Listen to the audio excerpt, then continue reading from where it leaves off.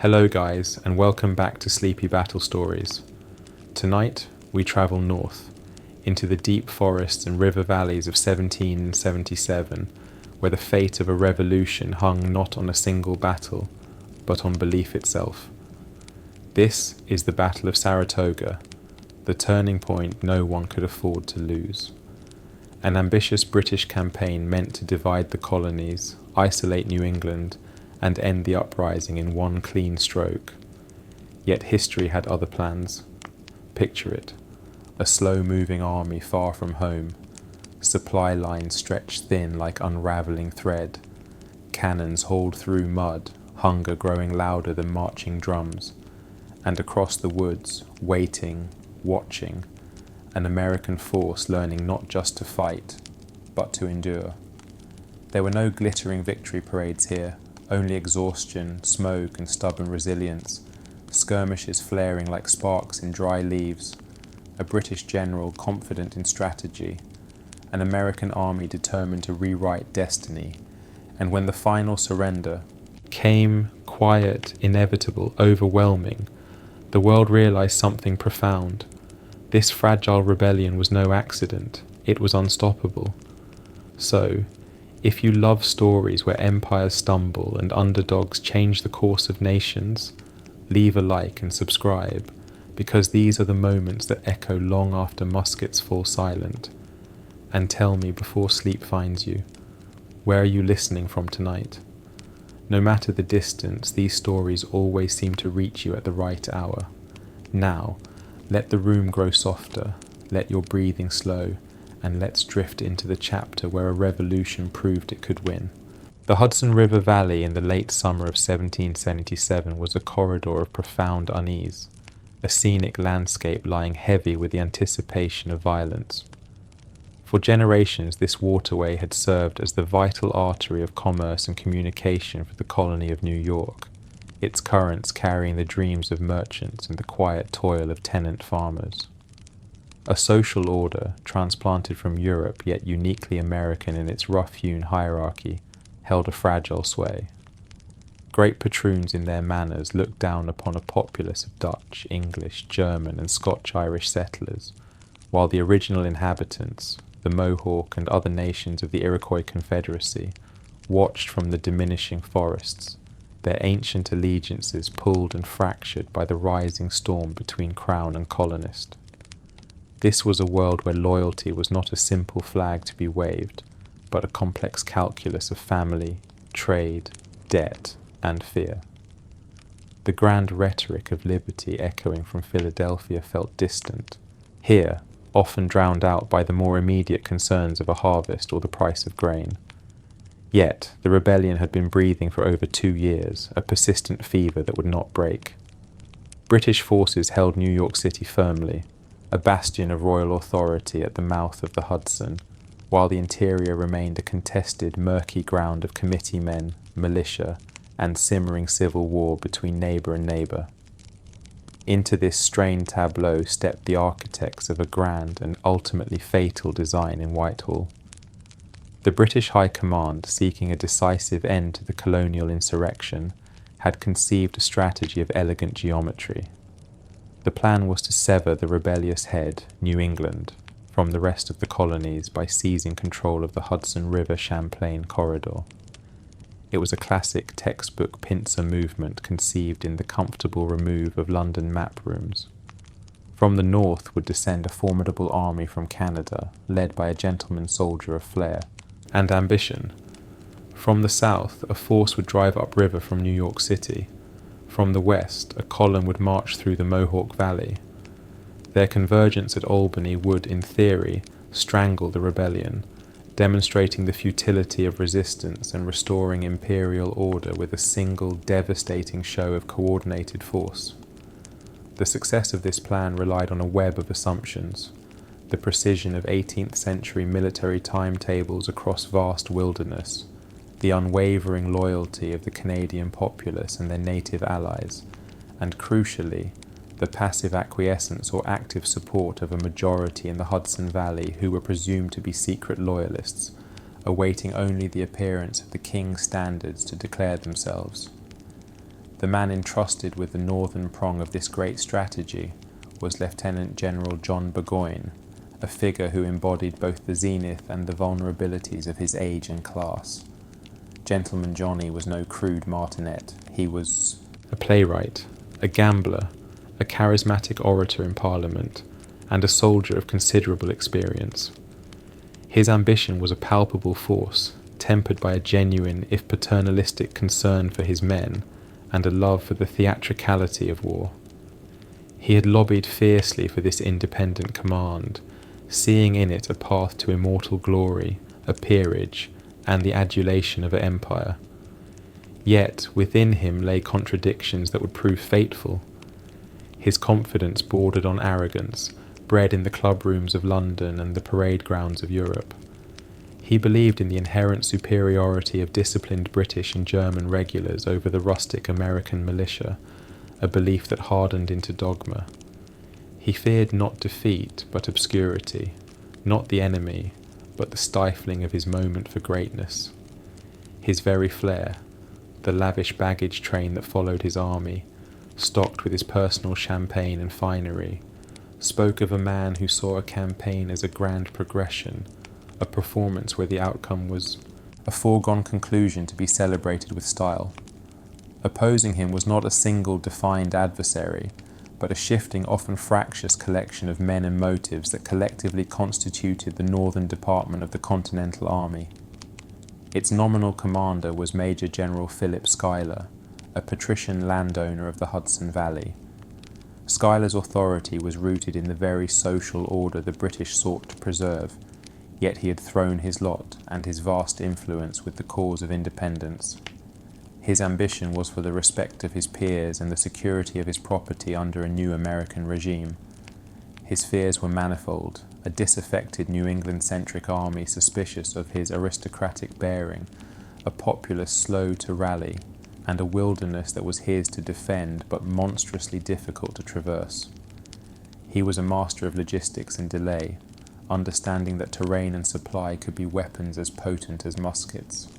His preferred strategy was one of strategic retreat, of felling trees and choking streams to slow the British advance, buying precious time for the militias to gather and for the sheer breadth of the country to sap his enemy's strength. But the true military energy of the American resistance in the north crackled around a very different man, Major General Horatio Gates. Older, plodding where Burgoyne was flamboyant, Gates was a political creature to his core. A former British officer, he harboured a profound sense of overlooked merit and burned with a quiet, relentless ambition for command and recognition. He saw the army as an instrument not just of victory, but of personal advancement, and he cultivated a network of allies in the Continental Congress with diligent care. He feared being sidelined, having his moment stolen by men of greater birth or louder bravado. In the summer of '77, he watched from the sidelines, stationed far from the looming action, a coiled spring of frustrated ambition awaiting his chance.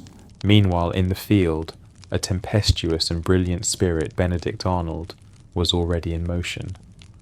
Wounded, brave to the point of recklessness, and insatiably hungry for glory, Arnold was a natural warrior in a cause that still struggled to define itself. His ambition was pure martial renown. His fear, perhaps, was of being unremarked, of fading into the mundane. He operated with a furious energy that neither Schuyler's calculation nor Gates's politicking could contain. These men, with their clashing desires and divergent understandings of the war, formed the unstable alloy of American command. Their rivalries were hidden only by the thin veneer of shared cause, awaiting the pressure of crisis to crack open. As Burgoyne's army of over 7,000 regulars, Hessians, Canadians and Loyalists, accompanied by a long tail of camp followers and a haunting presence of some 400 Native American warriors, began its ponderous southward advance from Fort St. Jean in June, the scale of the undertaking became grimly apparent. This was no march through the cultivated fields of Germany or the Low Countries. This was a slow, brutal excavation through a living wall of forest. The army became a giant beleaguered organism, its progress measured in yards per hour. The single road, little more than a muddy track, had to be corduroyed, laid with logs, for the artillery train and hundreds of carts. Burgoyne's beloved heavy guns, symbols of European siege warfare, became monstrous anchors, hauled through swamps and up precipitous slopes by straining men and dying oxen. The brilliant scarlet and blue of the uniforms faded into the green gloom, soaked through with sweat and the constant fine mist of insects. The very air seemed to resist them, thick with humidity and the scent of decay. The forest itself was an enemy. It was not empty. From its depths, the eyes of scouts, American and native, watched every strained movement. The trees offered no quarter for the linearity, tactics of European warfare that Burgoyne's pride was built upon. His native allies, whose presence he had secured with promises of plunder, and who he believed would terrify the settlers into submission, became a growing liability. Their methods of warfare, the sudden terrifying whoop from the tree line, the swift silent kill, were anathema to Burgoyne's sense of civilized combat. He could not control them, and their actions, particularly the killing and scalping of a young loyalist woman, Jane McCrea, would be transformed by American propagandists into a tale of such potent horror that it backfired spectacularly. Instead of cowing the countryside, it inflamed it, turning neutral or apathetic farmers into enraged militiamen who saw in Burgoyne not a liberator, but the harbinger of savage atrocity. This was the first great miscalculation, a fissure between Burgoyne's imagined narrative of a grateful populace and the brutal reality he was creating. To the east, a shadow began to lengthen across Burgoyne's plans. A secondary British force under Lieutenant Colonel Barry St. Leger, tasked with marching down the Mohawk Valley to create a diversion and gather loyalist support, had besieged Fort Stanwix. Here, the American resistance found one of its first heroic stands. The garrison, though outnumbered, refused to capitulate. In response, a relief force of New York militia and Oneida warriors, the only Iroquois nation to side squarely with the rebels, was ambushed and bloodied at the Battle of Oriskany in August.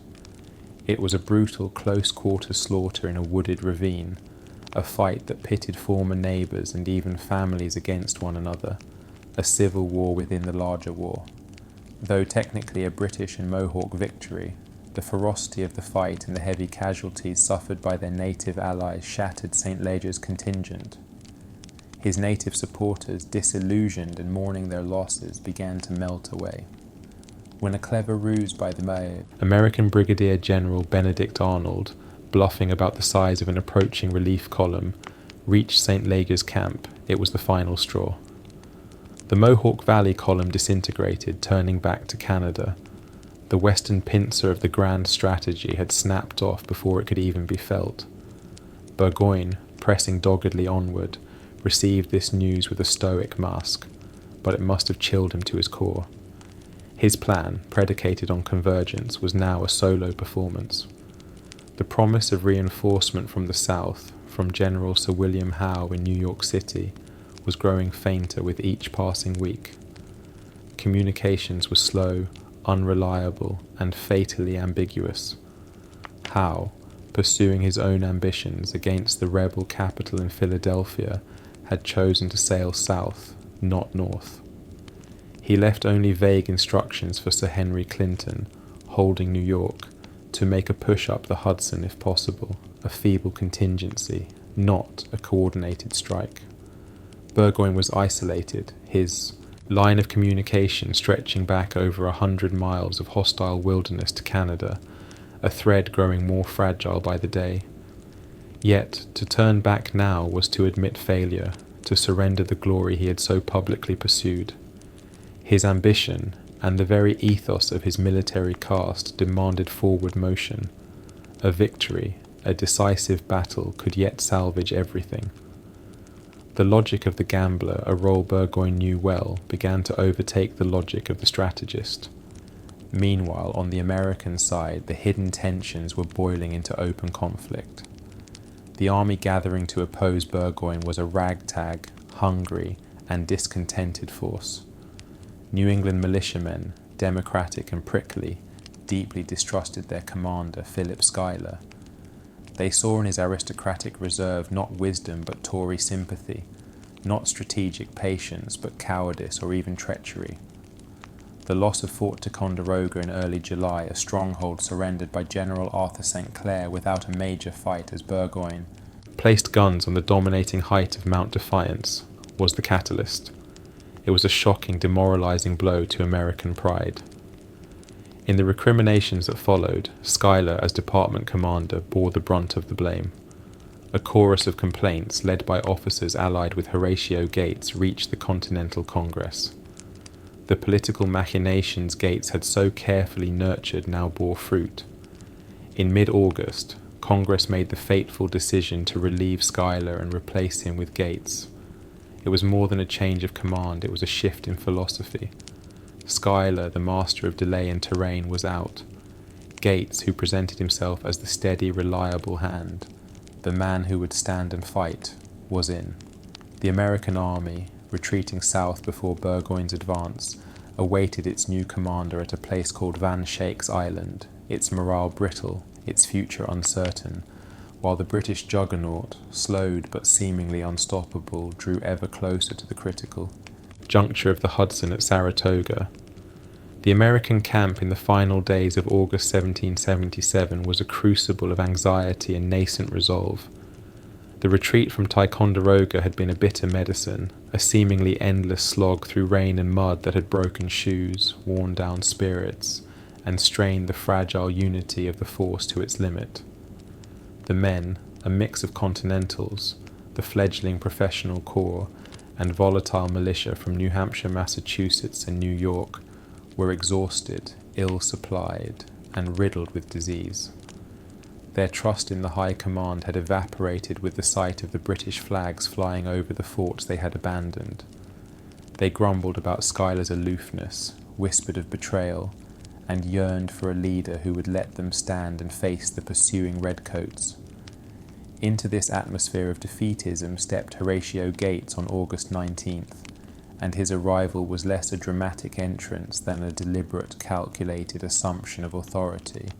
He brought with him an air of bureaucratic competence, a sheaf of orders, and the immense political backing of the Continental Congress. He was not a fiery orator, but his very plainness, his lack of aristocratic pretense, served as a balm to the suspicious New Englanders. He presented not as a genius, but as a manager, a man who would stop the retreat and organize a defense. Gates's first actions were administrative and psychological. He immediately began to consolidate the scattered and demoralized units, imposing order on the logistical chaos.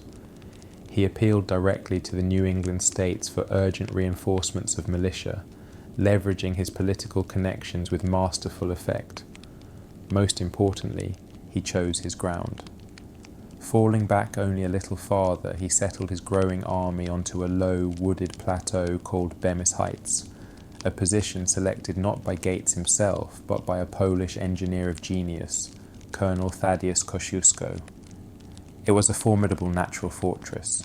To the west, the ground tumbled away in thickly forested ravines toward the Hudson River. To the east, it was protected by the winding course of the Mohawk River. The Albany Post Road, Burgoyne's necessary path south, ran along the riverbank directly below the heights, within easy range of American artillery. Kosciuszko set the men to work with a frenzy, digging entrenchments, building log breastworks, and emplacing cannon. For the first time, the American army was not running, it was digging in. The physical act of fortification was a powerful tonic to morale. They were building a trap, and the act of building fostered a fragile, growing sense of collective purpose. Benedict Arnold, however, chafed under Gates's methodical command. Recovered from earlier wounds and burning with a warrior's impatience, Arnold represented the antithesis of Gates's caution. He advocated not for a passive defense, but for aggressive offensive action. He argued that the terrain around Bemis Heights, dense woods, broken hills, was not a killing ground for British linear formations, but a perfect arena for the American style of fighting, aimed fire from cover, fluid movement, ambush. He saw the forest not as an obstacle, but as an ally. This fundamental disagreement over strategy created an immediate and toxic rift between the two most senior American generals on the ground. Gates, secure in his congressional mandate, viewed Arnold as a reckless, glory-seeking subordinate whose ambition threatened the careful defensive plan. Arnold viewed Gates as a timid clerk, an old midwife in his scornful words, who would forfeit a chance to cripple Burgoyne by hiding behind fortifications. The hostility was personal, professional, and profound. It simmered just below the surface of daily orders and councils of war, a fault line that would soon crack open under the pressure of battle.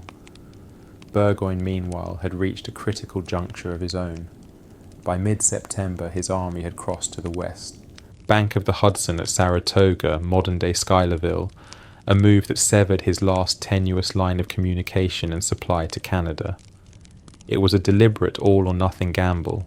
He could not stay where he was. His supplies were dwindling and the season was advancing. Retreat was unthinkable to his pride. The only path left was forward, to punch through the American position he knew was blocking the road to Albany, a mere 20 miles south. His intelligence, gleaned from captured prisoners and timid loyalist scouts, suggested the American force was large and growing, but he clung to his core belief that no matter their numbers, militia could not stand against disciplined British and German regulars in a set-piece engagement. He needed a battle.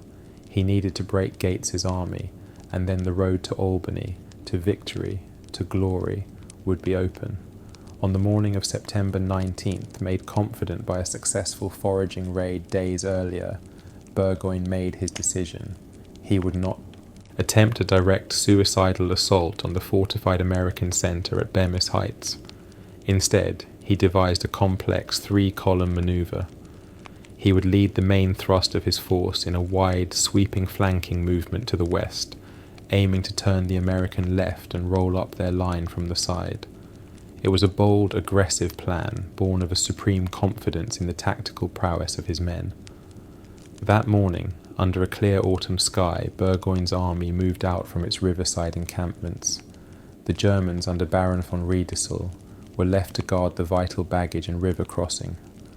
The British right and centre columns, glittering with bayonets, marched inland, disappearing into the deep, dappled shadow of the forest. The silence of the woods was broken by the crack of axes as pioneers struggled to clear a path for the artillery through the thick growth. The air was cool, but the tension was palpable. Every officer, every soldier knew this was the day. The long, grueling march from Canada, the skirmishes, the delays, the uncertainty, all of it was funneling toward this unknown patch of woodland. They marched not just toward the enemy, but toward the validation of their entire campaign, toward the destiny their general had promised them. Back at Bemis Heights, American pickets, vigilant and nervous, reported the movement. The news crackled through the American lines. Gates, true to his defensive mindset, was initially inclined to wait within his works, but the aggressive faction led by Arnold demanded action. They cannot let Burgoyne maneuver unopposed. After heated argument, Gates relented, but only partially. He authorized a reconnaissance in force, a strong detachment to move out and discover the enemy's intentions. Command of this vital forward element fell not to Arnold, but to Colonel Daniel Morgan and his corps of backwoods riflemen, and Brigadier General Enoch Poor's New Hampshire Brigade. The battle would begin not with the crash of two lines, but with the first isolated crack of a long rifle from the shadows of a maple grove. The forest was about to speak. The first shots of the Battle of Freeman's Farm were not the ordered volleys of European battlefields, but singular, spiteful cracks that echoed through the tall timber. Daniel Morgan's riflemen, clad in fringed hunting shirts and moving with the ghostly silence of men who knew the woods as home, made first contact. They glided ahead of the American line, using the trees for cover, their long, grooved barrel rifles deadly accurate at distances that rendered British smoothbore muskets useless. Their targets were not massed ranks but individual officers, sergeants, men on horseback, the nervous system of the advancing British column. A major toppled from his saddle. A grenadier captain clutched his chest and fell. The British advance guard, elite light infantry under Major the Earl of Balcarres, found itself in a nightmare. They could not see their assailants, only the puffs of smoke from behind logs and tree trunks. The instinctive response to form line and deliver a crushing volley was useless against an enemy that refused to be seen. Panic, that most contagious of battlefield diseases, began to flutter at the edges of the British formation. But these were among the finest troops in the world. Their officers, though dying at a horrific rate, rallied them. They began to advance, not in neat lines, but in ragged rushes, using what cover they could find, firing at shadows. The battle quickly lost any semblance of order, degenerating into a bloody, sprawling brawl across the cleared fields of a farmer named Freeman and the surrounding woodlots. The open space of Freeman's farm became a lethal focal point. Here the British could finally deploy their dreaded discipline. Regiment after regiment emerged from the woods into the sunlight, forming their crisp lines of scarlet and white. The 20th, the 21st, the 62nd Foot, they presented a wall of bayonets and a vision of martial order that was meant to terrify. And into this field, on his own furious initiative, Benedict Arnold threw the American centre. He had not waited for Gates's permission. Sensing the critical moment, he had taken command on the field, driving regiments forward with a combination of exhortation and blistering profanity. The American line, a mix of Continentals and militia, advanced to meet the British. What followed was a slaughterhouse of precision against passion. The British would hold their fire with stoic discipline until the Americans were within 50 yards, then unleash a volley that sounded like the tearing of the sky. The impact was physical, a wall of lead that mowed down entire front ranks. Men fell in heaps, their screams lost in the roar. But the Americans, many of them veterans now of 2 years of war, did not break as they were supposed to. They returned fire, not in synchronized volleys, but in a continuous, ragged storm of individual shots aiming for the bright officers and the colours at the centre of the British line. The noise was ceaseless, a deafening, brain-rattling cacophony of musketry, shouted commands and the shrieks of the wounded. The air thickened with acrid smoke that stung the eyes and throat, reducing visibility to ghostly shapes and muzzle flashes. In the centre of the maelstrom, the opposing lines sometimes came within 20 yards of each other, trading fire so intense that men later reported the heat of the enemy's musket blasts on their faces. Burgoyne, from a vantage point, watched his grand flanking manoeuvre dissolve into a desperate close-quarters fight for survival. He fed his reserves into the grinder piecemeal, regiment by regiment, trying to gain some local advantage. The farm changed hands multiple times, the wheat trampled into bloody mud, the fences shattered by cannon fire. Arnold was everywhere, a demon of energy, rallying crumbling companies, directing the fire of artillery pieces he had commandeered. His horse shot from under him as he spurred another unit forward.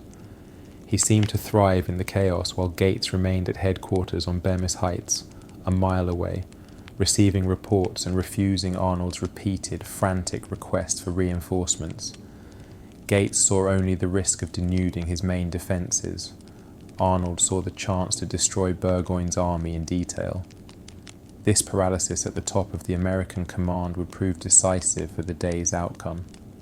As the afternoon wore on, the balance teetered on a knife's edge. The Americans, particularly Morgan's men on the left, had inflicted horrific casualties, but they were running low on ammunition and were exhausted. The British line, though shredded and bleeding, held its cohesion by a thread of sheer professionalism. The critical moment came with the late arrival of the German reserves from the river road. Baron von Riedesel, hearing the sustained thunder of battle, took the initiative. He pushed forward his Brunswickers, their brass caps gleaming, their discipline intact. They advanced with drums beating, driving into the American right flank just as it was preparing for another assault. This fresh pressure, combined with the Americans' ammunition crisis, finally forced a withdrawal. The Americans fell back in good order, disappearing once more into the woods from which they had come, leaving the blood-soaked field of Freeman's farm in British hands. As dusk settled and the smoke slowly drifted through the silent, corpse-strewn clearing, both sides claimed a technical victory. Burgoyne held the field, the traditional metric of success. But it was a Pyrrhic triumph of the most devastating kind. His army had suffered over 600 casualties, a staggering loss he could not replace. The flower of his light infantry and grenadier companies lay dead or wounded among the stumps. The Americans, though they had withdrawn, had lost slightly fewer men and were already being reinforced by fresh militia flocking to the scene. More importantly, they had done what many, including Burgoyne himself, believed impossible. They had stood toe-to-toe with British regulars in a pitched battle and had almost broken them. The myth of British invincibility in open combat, already frayed, had been torn asunder in the fields and woods beside the Hudson. That night, as the wounded cried out in the darkness and the exhausted survivors tried to sleep, a new reality settled over both camps. Burgoyne was not a liberator marching to glory. He was a wounded animal, dug in on a tiny patch of ground with a vengeful and growing army perched on the heights above him. The gamble had been made and he had lost the wager, though he did not yet fully admit it. The days following the thunderous clash at Freeman's farm settled into a tense, ominous stalemate, a quiet punctuated by the distant moans from the field hospitals and the sporadic crack of a sniper's rifle. Burgoyne's army, licking its wounds, constructed a fortified defensive line stretching from the riverbank inland, anchored by 3 small redoubts. They christened their position with a defiant, hopeful name, the Great Redoubt. But the name belied their desperate situation. They were not a victorious army consolidating its gains, but a besieged force. Their perimeter was a shrinking island in a sea of hostility. The American army now swelled to over 10,000 men as militia continued to pour in, surrounded them on the high ground, a noose slowly tightening. Gates, ever cautious, was content with this. His strategy was one of attrition. Let Burgoyne wither on the vine. He strengthened his own lines on Bemis Heights, a bristling fortress of earth and logs, and refused to be drawn into another general engagement. Every day Burgoyne stayed put was a day his supplies dwindled and American strength grew. Within the American camp, however, the victory at Freeman's farm had not brought unity, but had instead poured fuel on the smouldering rivalry between Gates and Arnold. Arnold, rightly claiming the credit for the aggressive American tactics that had so mauled the British, was incensed that Gates's official report to Congress barely mentioned him. Gates, paranoid and jealous of Arnold's battlefield popularity, saw his subordinates' relentless agitation for another attack as a direct challenge to his authority. The conflict escalated from heated arguments in the command tent to a petty war of memos and slights. Gates systematically stripped Arnold of his commands, removing divisions from his authority until the hero of Freeman's farm was left a general without troops, pacing the confines of his tent in a fury of humiliation. The atmosphere at headquarters grew poisonous, a civil war within a war. Finally, after a particularly bitter confrontation, Gates relieved Arnold of command altogether and ordered him to remain in his quarters. The American army's most aggressive fighting general was officially benched on the eve of what would become the decisive battle. Burgoyne, in his own headquarters, faced a council of despair. His officers, seeing the grim arithmetic of their predicament, urged a retreat. Their supplies of food were critically low. The horses were being slaughtered for meat. The militia swarming the surrounding hills made foraging parties ventures in carnage. The promised help from General Clinton in New York City remained a maddening rumor. A letter did arrive from Clinton in late September stating he would indeed make a push up the Hudson toward the American forts in the Highlands, but it was a vague promise of diversion, not the hammer blow of relief Burgoyne needed. It was, however, enough to kindle a desperate hope. Burgoyne called a council of war on October 4th. The choices were stark: an immediate fighting retreat northward to save the army, or one last, desperate offensive to try to break through the American left flank, which intelligence suggested was weaker. Burgoyne, the gambler to his core, chose the latter. To retreat now through the wilderness with a wounded, hungry army pursued by a vengeful enemy seemed a guarantee of destruction. An attack, though risky, still held the faintest glimmer of his original dream. He would test the American left on October 7th with a large reconnaissance in force, a probe that he hoped would reveal a soft spot for a full-scale assault. That morning, under a cold, grey autumn sky, Burgoyne's fate was sealed. He deployed roughly 1,700 of his best remaining troops, British grenadiers, light infantry, and German Jaegers and grenadiers, in 3 columns. They advanced southwest from the Great Redoubt into a rolling, wooded landscape of farms and orchards owned by the Barber and Bryman families. Their objective was vague: to feel out the American position, to seize a key piece of high ground if possible. But almost from the outset, the plan went awry. The American pickets were alert. Daniel Morgan's riflemen were once again in the woods, and the crack of their weapons signaled the alarm. Gates, monitoring the movement, finally authorized a full-scale counterattack. This time, there would be no piecemeal commitment.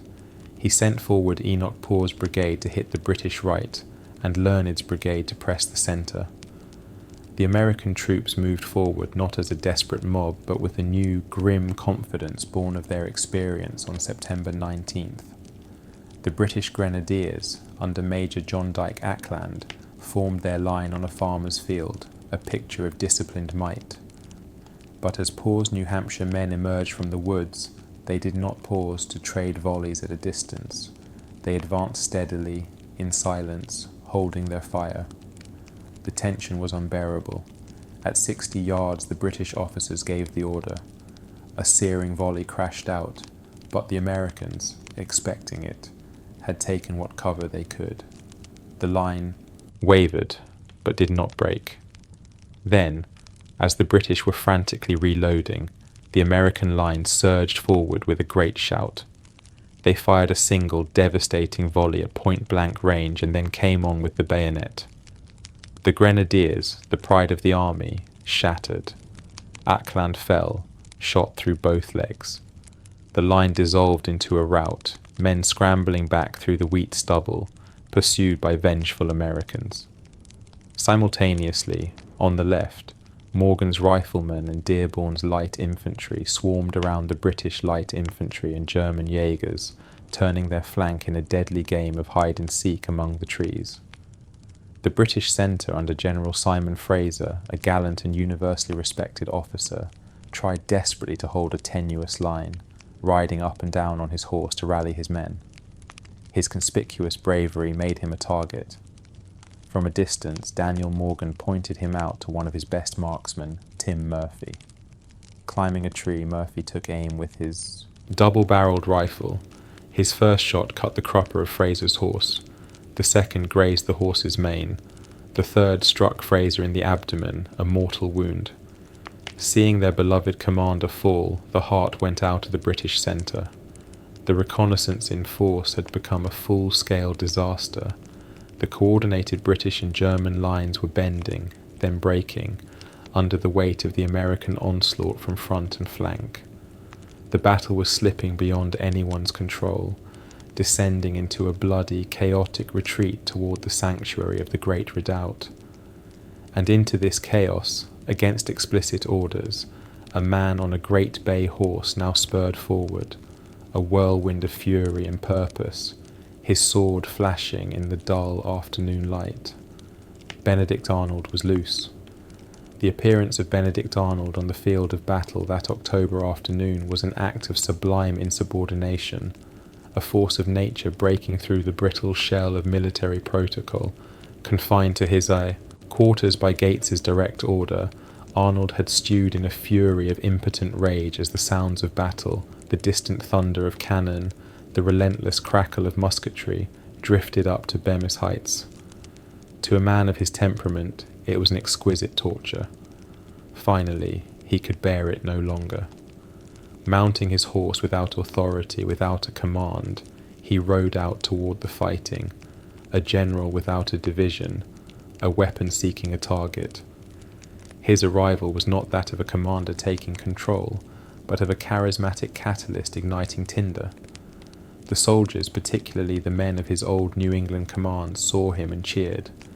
Here was Gamecock Arnold, the hero of Quebec and Valcour Island, the furious spirit of Freeman's farm, come to lead them again. In that moment, Arnold effectively usurped the battle from the distant, calculating Gates. He did not issue orders through the chain of command. He became the chain of command, a roaring, galloping focal point for the American assault. The battle had reached a critical juncture. The British right had been broken by Poor's men, and the centre was crumbling after Fraser's fall. The entire British force was in a fighting retreat toward their fortified lines on the river road, a retreat that risked turning into a bloody rout. Arnold, perceiving the opportunity with a warrior's instinct, saw that the key to destroying Burgoyne's army lay in two fortified positions that anchored the British left, the Balcarres redoubt, and farther north the weaker Brilliance redoubt. These strong points, made of earth and logs and bristling with muskets and cannon, were the linchpins. If they fell, the British line would be unhinged and the path to their river escape route would be cut. Without a second thought, Arnold became the embodied will of the American army, directing attacks not by plan but by sheer furious impulse. He first rode toward the Balcarres redoubt, a formidable work held by the British light, infantry under the Earl of Balcarres himself. Here the American attacks were stalling. The defenders, fighting from behind their parapets, poured a lethal fire into the advancing militia and Continentals. The approach was across open ground, a killing field. Arnold, heedless of the bullets whistling past him, rallied the wavering troops. His presence was electric. He did not counsel caution, he screamed for assault. He pointed his sword at the enemy works and urged the men forward, yet even his magnetism could not overcome the physics of lead and earth. The assaults on Balcarres were repulsed with heavy loss. The redoubt held, a stubborn knot of resistance. But Arnold was not a man to be fixated on a single point of failure. His gaze, sweeping the chaotic battlefield, alighted on a weakness. The two redoubts were connected by a thin line of entrenchments, but between them was a gap, and the Brilliance redoubt, held by the German troops of Lieutenant Colonel Heinrich von Brilliance, appeared less prepared, less densely manned. In a flash of tactical insight, Arnold wheeled his horse. Gathering a swirling improvised force of Massachusetts and Connecticut men from Learned's brigade, along with a furious energy that drew soldiers to him like iron filings to a magnet, Arnold pointed toward the Brilliance redoubt. "Now, boys, for God's sake, now," he was heard to shout, "follow me." And with that he spurred his horse directly toward the enemy fortification. It was a scene of archaic, almost Homeric madness. A general in the uniform of his rank was leading a headlong infantry charge on horseback against a fortified position. The image was seared into the memory of every man who saw it. Arnold, hatless, his uniform coat flaring, sword held high, riding straight into the storm of fire. The German defenders, disciplined but doubtless astonished at this apparition, levelled their muskets. A storm of lead erupted from the parapet. Arnold's charge was a suicidal gesture that, through sheer audacity, transformed into tactical genius. As he neared the redoubt's sally port, a German musket ball struck his left leg, shattering the femur, the same leg that had been wounded at Quebec. He slumped in the saddle, clutching at the wound, blood instantly soaking his breeches. Yet even as he fell, His momentum and his will propelled the assault forward. The American infantry, inspired to a frenzy by his sacrifice, swarmed past him and over the walls of the redoubt. The fighting inside was brief and brutal, hand to hand with bayonets and clubbed muskets. Freeman, trying desperately to stem the tide, was shot and killed. Within minutes, the redoubt was taken. The capture of the Freeman redoubt was the decisive event of the battle. It unhinged the entire British left flank. The Balcarres redoubt, now outflanked and with Americans pouring into its rear, became untenable. The entire defensive line began to collapse like a row of dominoes. As Arnold was being carried from the field, a ragged cheer began to rise from the American lines, a cheer that swelled into a thunderous roar of triumph across the darkening hills. They had done it. They had broken the British army in open battle. The battlefield belonged to them. But for Arnold, there was only pain and a fading consciousness. As the litter-bearers jostled him toward the rear, the roar of victory in his ears, he knew nothing of the finality of his triumph or the personal tragedy it foretold. He had won the day, and in doing so, had likely ended his active military career. The bone was badly splintered. The surgeons would later argue amputation. He would be condemned to a long, painful convalescence, a period of inactivity that would feed the paranoia and resentment already festering in his soul. The glory of Saratoga, the credit for this transformative victory, would be systematically stripped from him in the reports and the histories, awarded to the cautious Gates who had commanded from a desk. The man whose furious spirit had been the essential spark would be left with a ruined leg and a gathering storm of grievance. But in that moment, as the sun dipped below the trees on Bemis Heights, the strategic reality was absolute. John Burgoyne's army was broken, besieged, and doomed. Nightfall on October 7th did not bring respite, but a deeper, more profound terror for the British and German forces. The retreat from the field had been a chaotic, bloody scramble, saved from total annihilation only by the gathering dusk and the steadfast covering fire of the grenadiers who formed a desperate rearguard. They fell back to the precarious safety of the Great Redoubt and the adjoining fortified camp, a cramped perimeter on the river flats. The army that now huddled behind these walls was a shadow of the confident host that had marched from Canada. They were exhausted, starving, and shrouded in a collective trauma.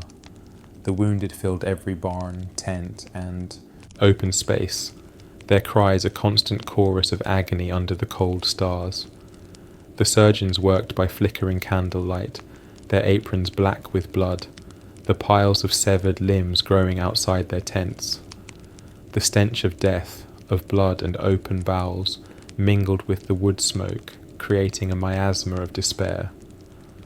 Burgoyne, his uniform still dusty from the field, moved among his men, projecting a facade of calm resolve. But the mask was thin. The reports from his officers were a litany of catastrophe. Fraser was mortally wounded, dying in the field surgeon's tent. Ackland was a captive. Freeman was dead. Scores of his best field officers were killed or wounded. His effective fighting force had been reduced by another 700 men in a single afternoon, losses that were not just numerical but qualitative, the loss of leadership, experience, and the very spine of the army. The map before him showed a terrifying reality. His perimeter was a tiny, vulnerable salient. To the south and east, Gates's main army on Bemis Heights was a sleeping giant. To the west and north, American militia and light troops, now infused with the confidence of victory, swarmed the woods and controlled every road and path. The noose was not just tight, it was beginning to choke. That night, in a council of war held in a cramped farmhouse, the final grim options were laid bare. The breath of defeat fogged the air in the cold room. General Riedesel, pragmatic and clear-eyed, advocated for an immediate retreat under cover of darkness. They should abandon their baggage, spike their heavy guns, and force march north, back across the Hudson at the Great Batten Kill, and fight their way back to Fort Ticonderoga. It was a dreadful prospect, a starving, wounded army marching through hostile country with a victorious enemy at its heels, but it was the only chance, however slim, to save the army as a cohesive force. Burgoyne listened, his face drawn. To retreat now was to confess to a total, humiliating failure. It meant abandoning the wounded to American mercy or lack thereof. It meant leaving behind the entire train of artillery, the pride of his expedition. It meant the end of his reputation, his dreams of peerage, his very identity as a successful commander. He grasped at one last thin reed, the letter from Sir Henry Clinton. Clinton had promised a diversion up the Hudson.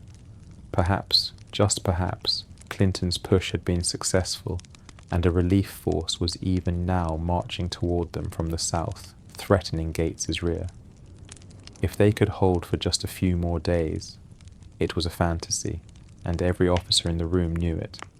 Communications were impossible. Clinton's push, even if successful, was a minor affair aimed at the Highlands forts, not a determined relief march to Saratoga. It was over 100 miles away. Yet Burgoyne clung to it. He proposed a compromise, a delay that would prove fatal. They would wait one more day. They would attempt a night march north the following evening, October 8th, but they would do so only after trying to negotiate a withdrawal with Gates. It was a bewildering decision, born of exhausted hope and a gentleman's reluctance to admit utter ruin. He would ask for a convention, a negotiated retreat with the honours of war. It was a plea from a position not of strength but of concealed desperation. At first light on the 8th, a British officer under a flag of truce made his way to the American lines. The request was for a cessation of hostilities to allow Burgoyne to bury his dead and for the two commanders to parley. Gates, sensing the kill, agreed to a brief truce for the burials but shrewdly refused a personal meeting. He would only accept written propositions. The scene on the field during that truce was one of ghastly silence. Burial parties from both sides moved among the corpses, now stiff and pale. The Americans, seeing the scale of the British dead, felt a grim satisfaction mixed with pity. The British, retrieving the body of the beloved General Fraser, performed a solemn, poignant rite. At his request, made before he died, Fraser was buried that evening in the redoubt, his grave dug within the walls of the army's shrinking sanctuary. The cannon of both armies fired in respect, a solemn salute that echoed across the valley, a funeral dirge for Burgoyne's hopes. As the last notes faded, Gates sent his written response to Burgoyne's implied request for terms. It was short and devastating. He demanded unconditional surrender. Burgoyne, upon reading it, flared with a last spark of defiance. Unconditional surrender was the fate of a bandit, not a professional army.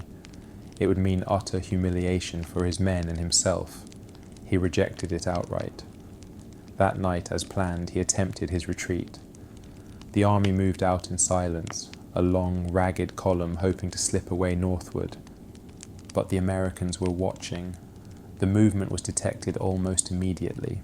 American patrols harassed the column's flanks, and Gates, alerted, began to shift his entire army to block the escape route.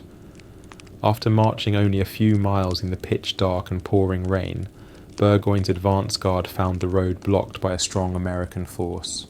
The way was shut.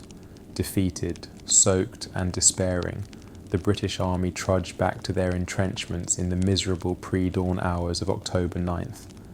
They were now truly trapped, their last avenue of independent action closed. The rain that fell seemed to wash away the final remnants of their fortune, turning their camp into a quagmire of mud, misery, and hopelessness. The siege of Saratoga was now a prison sentence, and the jailer was closing the final lock. The morning of October 9th dawned upon an army in its death throes. The return to the waterlogged entrenchments after the aborted retreat was the ultimate admission of defeat.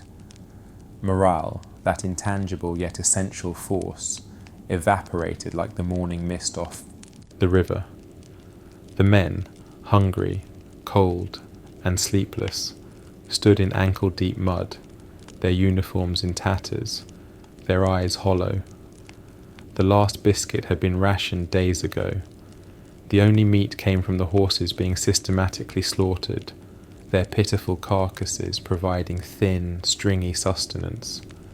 The hospital areas were scenes from a Gothic nightmare, overcrowded with men dying of wounds and now of rampant disease, dysentery and fever spreading through the weakened ranks.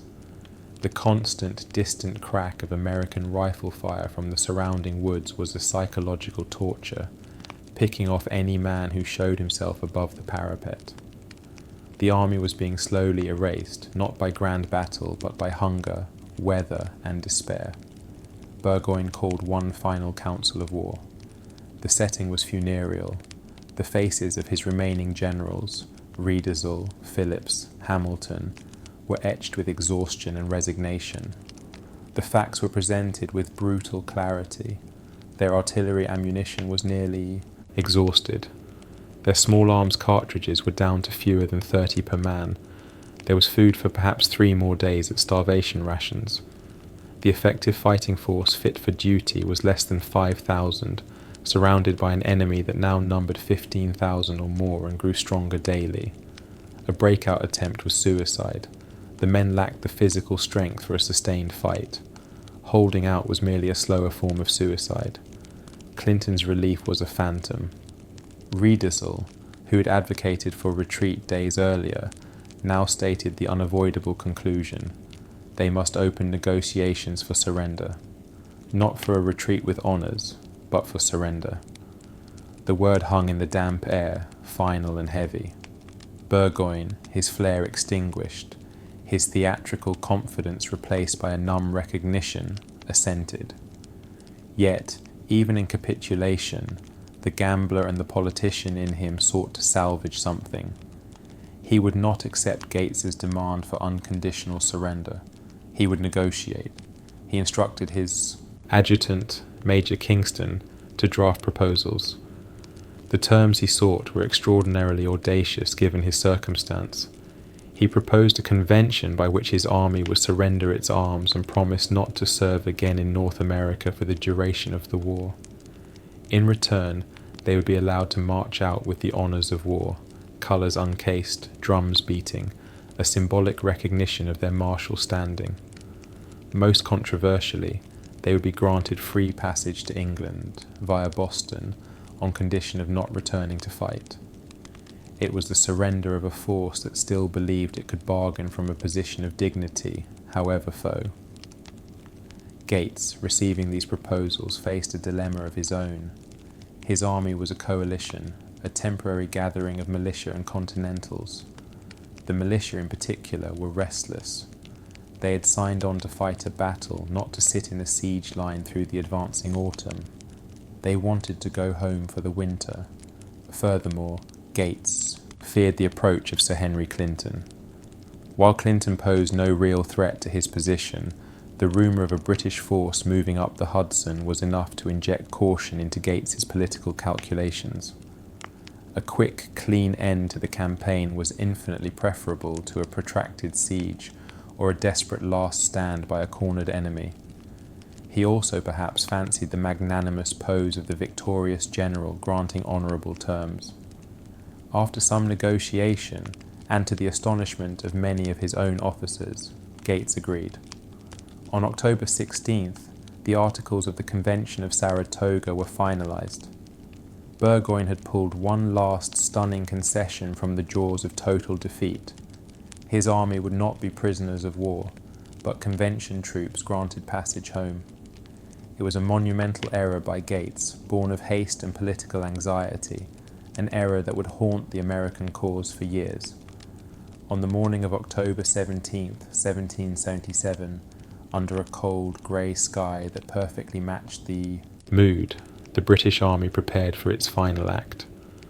The men, drawn up in what remained of their formations, made a heartbreaking effort to present a semblance of order. They cleaned their muskets for the last time, brushed the mud from their faded coats, and attempted to stand tall. At the appointed hour, the gates of the entrenchments opened. To the beat of a slow march and with colours cased, a point Gates had insisted upon, the column began to file out onto the river road. There was no triumphant British air. The drums beat a sombre, funereal rhythm. They marched between silent, ranked lines of American soldiers, Continentals in their varying blues and browns, and militia in their homespun, their faces a mixture of curiosity, triumph, and pity. The contrast was stark, a study in the inversion of the world's order. The victors were often ragged, poorly shod, and weathered by camp life, but they stood with the quiet confidence of men who had defied an empire. The vanquished were the picture of European military perfection in ruin, their discipline impeccable even in defeat, their bearing proud, but their eyes downcast, their steps heavy with shame and exhaustion. Burgoyne, resplendent in a clean uniform, rode forward to formally tender his sword to General Gates. Gates, with a theatrical flourish of his own, refused it, bidding the British general keep the symbol of his rank. It was a gesture of calculated magnanimity, a public performance of Enlightenment mercy for the history books. As the last of the over 5,800 British and German soldiers laid down their arms in a great pile on the riverbank, a clattering metallic mountain of surrendered power, the reality of what had happened began to sink in on both sides. For the Americans it was a moment of dawning, disbelieving triumph. For the British and Germans it was the end of a nightmare, but a nightmare that promised only an uncertain future. The march into captivity, not to Boston and ships for England as they believed, but to a long, miserable internment in Virginia and later Massachusetts, lay ahead. The campaign was over. The battle was won. An army had been conquered, not just in the field, but in spirit. The world, though it did not yet know it, had turned.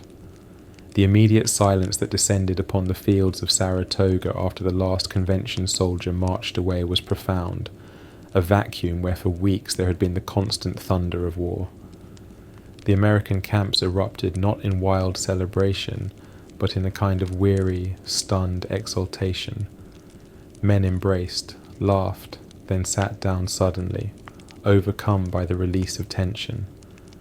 For the militia, the victory meant they could soon go home, their farms and families secured, their defiance vindicated. For the Continentals, it meant survival, and something more, a legitimacy, a proven ability to stand as an army. The scale of the prize was almost incomprehensible. They had captured not just men, but the very apparatus of an 18th century army. Over 5,000 prisoners, 42 brass cannon, thousands of muskets, tons of ammunition, and a vast train of wagons, tents, and tools. It was a windfall that would equip the Continental Army for campaigns to come. The material wealth was staggering, but the psychological wealth was immeasurable. Yet, within this triumph, the seeds of future discord were already sprouting. The conflict between Gates and Arnold had not been resolved by victory. It was exacerbated by it. As reports of the victory spread, Gates was quick to claim full credit. His dispatches to the Continental Congress were masterpieces of self-promotion, casting himself as the architect of a flawless defensive victory. The name of Benedict Arnold, the man who had turned the Battle of October 7th and captured the Bremen Redoubt at the cost of his leg, was conspicuously absent or minimized. Gates's allies in Congress and the army began a whispering campaign, suggesting Arnold's attack had been rash, even disobedient, and that the victory was achieved in spite of him, not because of him. Arnold, lying in agonizing pain in the Albany home of Philip Schuyler, his rival turned compassionate host, received these reports with a fury that matched his battlefield passion. His bitterness curdled into a deep personal hatred for Gates and a growing disillusionment with the Congress that seemed to reward political maneuvering over martial heroism. The glory of Saratoga, which he felt was rightfully his, was being stolen before his eyes, and he was powerless, a crippled spectator to his own marginalization. For the British prisoners, the Convention army, The promised quick repatriation was a cruel mirage. The Continental Congress, upon reviewing the terms Gates had granted, was apoplectic. Allowing a professional British army to sail back to Europe, even under a promise not to return, was insanity. They would be free to fight in other theatres, or their return would free up other regiments to sail to America. Congress, citing technicalities about the ratification of the convention and later British violations of the terms, refused to allow the army to embark from Boston. Instead, the long, miserable odyssey of the convention troops began. They were marched across Massachusetts and into the hinterlands of Virginia, shunted from one makeshift prison camp to another, their numbers dwindling from desertion, disease, and hardship. The Honourable Convention dissolved into a bitter captivity. Burgoyne himself was eventually paroled and returned to England in 1778, but his men languished for years. The stain of Saratoga for them was not a single moment of defeat, but a protracted, humiliating ordeal. In London, the news of Saratoga when it arrived in early December fell like a thunderclap upon the government of Lord North. The initial reports were met with disbelief, then stunned horror. An entire British army had surrendered in the corridors of power and the coffee houses of the public. The event was seismic. The opposition in Parliament, led by figures like Edmund Burke and Charles James Fox, seized upon the disaster as proof of the folly and mismanagement of the war.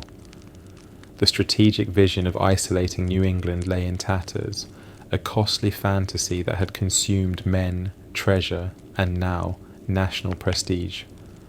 More importantly, the victory provided the conclusive evidence that France's diplomats in Paris, particularly the discerning Comte de Vergennes, had been waiting for. The American rebels were not a doomed rabble. They could win a major conventional campaign. Within months, the Franco-American treaties of alliance and commerce were signed. Saratoga had transformed a colonial rebellion into a global war. British ships would now face the French Navy. British troops would be diverted to the West Indies, the Mediterranean, and India. The conflict was no longer containable. For the American people scattered across 13 fractious states, the news was a transfusion of hope in a dark time. The fall of Philadelphia to General Howe in September had been a devastating blow, casting a pall over the cause.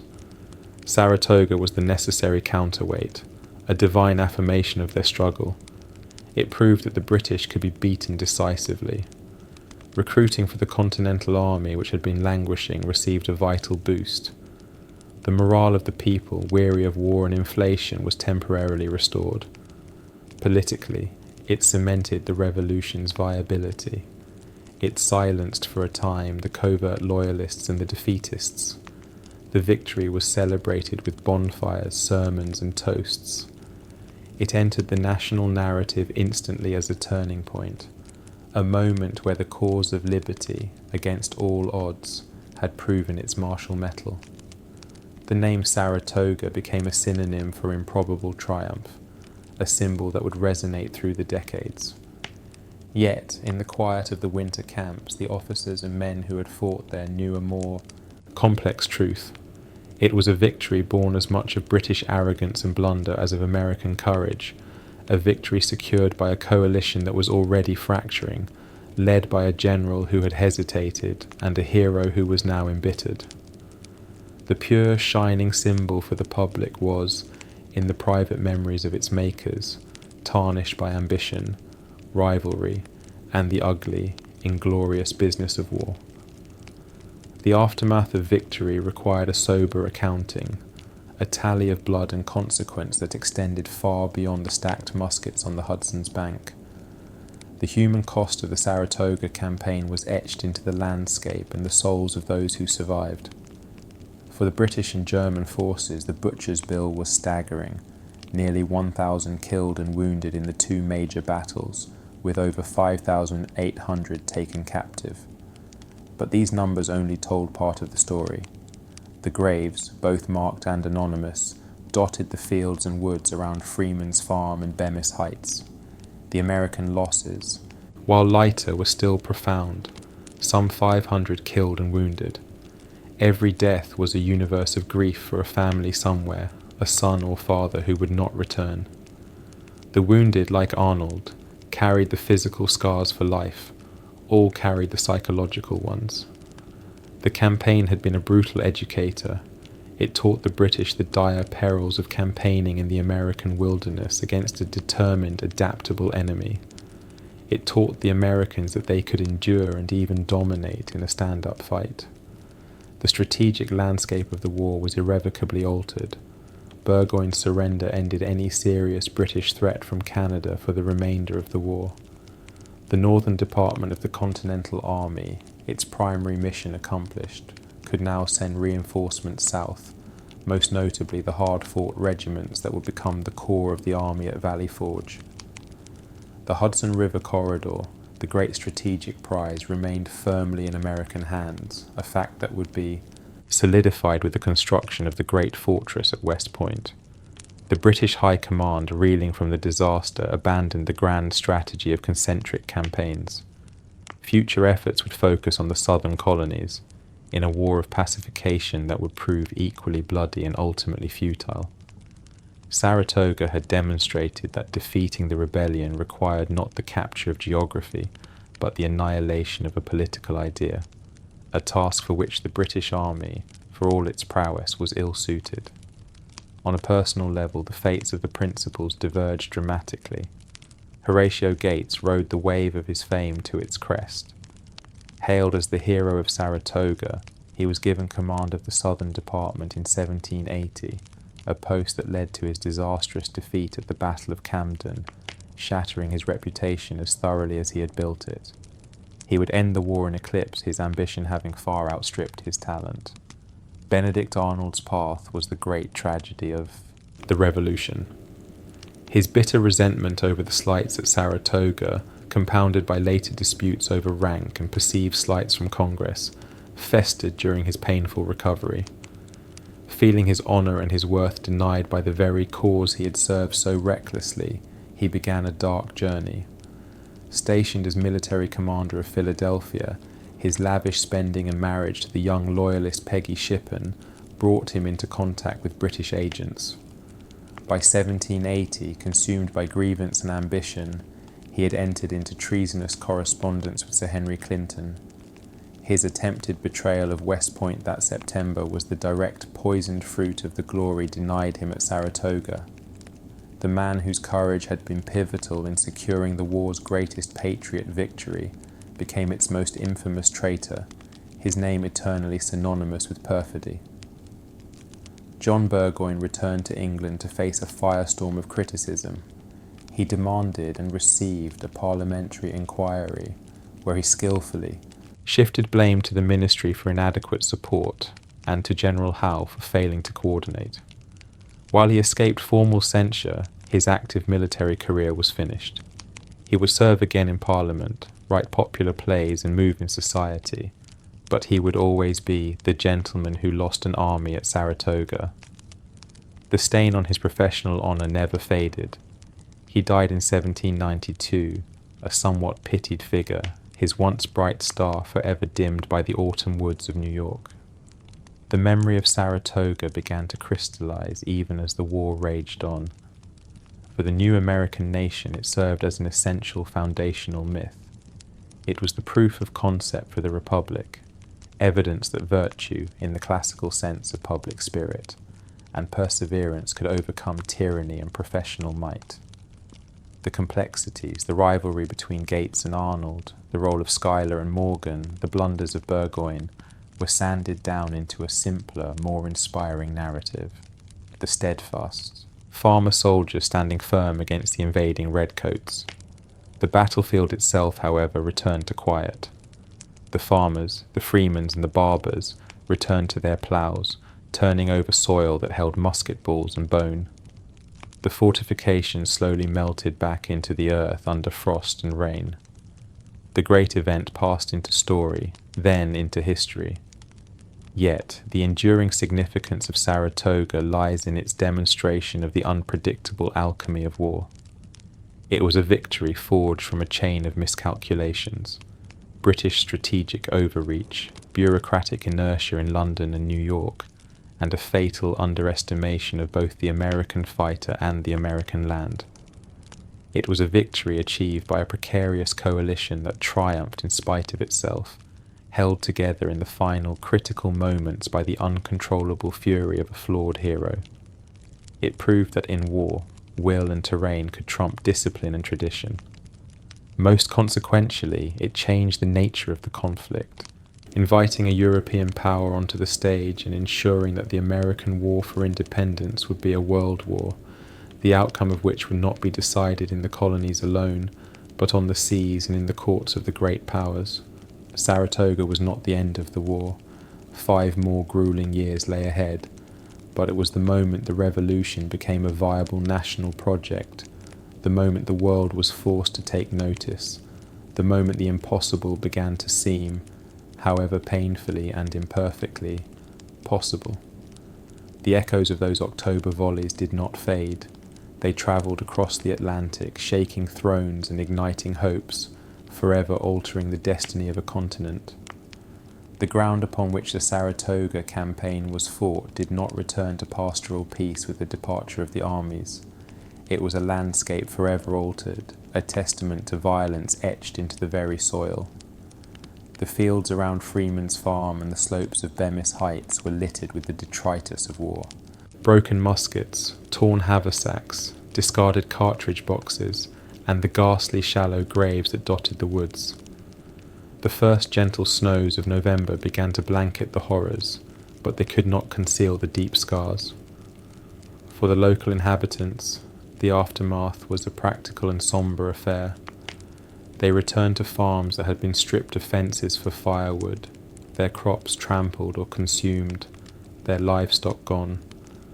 The land itself was a resource to be salvaged. The lead from millions of spent musket balls, valuable and scarce, was carefully mined from tree trunks and ploughed up from the earth for years to come. The bones of the unclaimed dead, unearthed by frost and animal, would be a grim harvest for generations. Beyond the physical scars, a profound and unsettling silence seemed to have settled over the Hudson Valley, a silence more deafening than the cannonades that had preceded it. The great threat from the north had been extinguished, but the war was far from over. Philadelphia remained in British hands. The main Continental Army under Washington was shivering and starving at Valley Forge. The victory at Saratoga was a brilliant, isolated flash in a long, dark night. For the militiamen who had made up the bulk of Gates's force, the imperative was immediate and domestic. With Burgoyne vanquished, their homes secure, they melted away as quickly as they had arrived, streaming back to New Hampshire, Massachusetts, and Connecticut to see to their families and prepare for the winter. The great coalition army dissolved almost overnight, leaving behind a skeleton force of Continentals to guard the captured stores and prisoners. The sudden departure of this human mass left a void, a sense of anticlimax. The victory felt remote, its consequences abstract, while the immediate demands of survival in a war-torn land were pressing and concrete. Within the American command structure, the quiet was filled not with harmonious reflection, but with the low, persistent rumble of resentment. Benedict Arnold, transported to Albany to the mansion of his erstwhile rival Philip Schuyler, lay in a bed of convalescence that felt like a prison. His shattered leg, poorly set by overworked surgeons, was a source of unrelenting agony, both physical and symbolic. The pain was a constant reminder of his sacrifice, and the reports filtering in from Congress and the newspapers were a separate, deeper wound. Horatio Gates was being celebrated as the sole architect of victory. In Gates's official report, Arnold's pivotal role on October 7th was reduced to a footnote, his furious charge described as an undisciplined act that happened to succeed. The political machinery of the revolution, which Arnold disdained and misunderstood, was systematically transferring the glory of Saratoga from the battlefield hero to the desk-bound commander. Letters from friends told of toasts to Gates, of poems penned in his honor, of his name on every lip.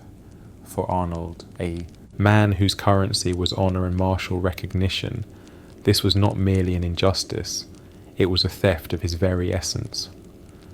In the long, pain-racked nights in Albany, the first dark thoughts of betrayal may have begun to whisper, not as a political calculation, but as a personal, vengeful response to a world that rewarded schemers over warriors. The British prisoners, the so-called Convention Army, embarked on their own purgatorial journey. The promised march to Boston and swift passage home became a cruel joke. The Continental Congress, realizing the idiocy of Gates's terms, found excuse after excuse to delay their embarkation. Instead, the column of over 5,000 men was turned away from the coast and force-marched southwest, across Massachusetts and into the hills of the Berkshires, destined for crude prison camps around Charlottesville, Virginia. This march was a second Saratoga, a battle against hunger, exposure, and the contempt of the populace. The prisoners, still in their tattered uniforms, trudged through towns where citizens lined the roads to stare, some in pity, many in scorn. They were pelted with refuse, denied basic shelter, and fed meagre rations. Disease sprinted through their ranks. Men died not from bullets, but from dysentery, typhus, and simple despair. The honours of war had been a phantom. The reality was a humiliating captivity that stretched from weeks into months, and from months into years. The Grand Convention was revealed as a worthless piece of paper, and the professional soldiers of a king learned the harsh lesson that in this new kind of war, the old rules of European conflict held no sway. In London, the political storm unleashed by the news of Saratoga reached hurricane force. The opposition, led by the eloquent and percipient Edmund Burke, wielded the defeat as a cudgel against Lord North's ministry. Burke's speeches in the House of Commons were not mere partisan attacks. They were profound interrogations of the entire colonial endeavour. He argued that Saratoga proved the impossibility of conquering a vast continent through conventional military means, that it revealed the fatal disconnect between the government's strategy and the reality in America. The cost of the campaign, in money, ships, and now in an entire army, was laid bare for the public to see. While King George III remained stubbornly committed to subduing the rebellion, the political will to continue an open-ended, massively expensive war began to fracture. The calls for a negotiated peace, for some form of conciliation, grew louder. Saratoga had not broken the British Army, but it was beginning to break the British political consensus. The war was no longer a distant police action. It was a draining, uncertain conflict that had just demonstrated a terrifying capacity to humiliate the world's greatest military power. The foundation of the government's policy was shaking, and in the fashionable drawing rooms and the clamorous pubs alike, a single disquieting question began to circulate. What if we cannot win? The political reverberations of Saratoga crossed the Atlantic with the speed of a sailing ship, landing not in America first, but in the court of Louis XVI at Versailles. For 2 years, the French foreign minister, the Comte de Vergennes, had watched the American rebellion with a blend of hope and icy calculation. He saw in it a chance to weaken the British Empire, to avenge the humiliation of the 7 Years' War, and to restore French prestige. But supporting a lost cause was worse than doing nothing. French money in covert arms had been flowing to the Americans through the fictive corporation of Hortelez and Sier, run by the playwright-turned-actor Pierre Beaumarchais, but official recognition and military alliance were steps Vergennes dared not take without proof of American viability. The capture of a British army at Saratoga was that proof. It was the tangible, irrefutable evidence he needed. The dispatches from his envoys in America, particularly the young diplomat Conrad Alexandre Gérard, arrived with breathless accounts of the victory. Here was not a guerrilla raid, but a set-piece defeat of British regulars. The Americans could fight, and they could win. In Paris, the American commissioners, Benjamin Franklin, Silas Deane, and Arthur Lee, played a delicate, masterful game. Franklin in particular understood the theatre of diplomacy. Dressed in simple Quaker-like clothes, a fur cap on his head, he presented the image of American rustic virtue and wisdom. He did not plead. He presented Saratoga as an opportunity. The news of the victory allowed him to shift from a supplicant to a partner in waiting. The French court, long hesitant, now moved with decisive speed. The fear that gripped Vergennes was no longer that America would lose, but that the Americans in desperation might reconcile with Britain. A separate peace would leave France empty-handed. The victory had to be capitalized upon immediately. On February 6, 1778, in the glittering halls of the Hôtel de Coislin, the treaties of alliance and of amity and commerce were signed between the Kingdom of France and the United States of America. The diplomatic fiction was over. France formally recognized American independence and committed to making common cause against Britain. The war was transformed in an instant from a colonial rebellion into a global conflict. The impact of this decision was seismic and immediate. The British government, receiving intelligence of the impending alliance, made a last desperate bid to forestall it. A peace commission under the Earl of Carlisle was hastily dispatched to America, empowered to offer the colonies everything they had demanded in 1775: home rule, no parliamentary taxation, even representation, everything except independence. It was the offer of a lifetime, made 2 years too late. The arrival of the Carlisle Commission in Philadelphia in June 1778 was an exercise in tragic irrelevance. The Americans, now buoyed by the promise of French aid and hardened by years of war and sacrifice, would accept nothing less than full sovereignty. The commission failed utterly. Saratoga had closed the door on conciliation. It had created a new reality where independence was not a rebellious demand, but an inevitable fact, backed by a European power. For the Continental Army, shivering at Valley Forge, the news of the French alliance made possible by Saratoga was a lifeline thrown across an ocean. The psychological effect was as vital as any material aid. The men, enduring a winter of legendary suffering, starving, naked, diseased, now had proof that their cause was not a forlorn hope, but a player on the world stage. It validated their sacrifice.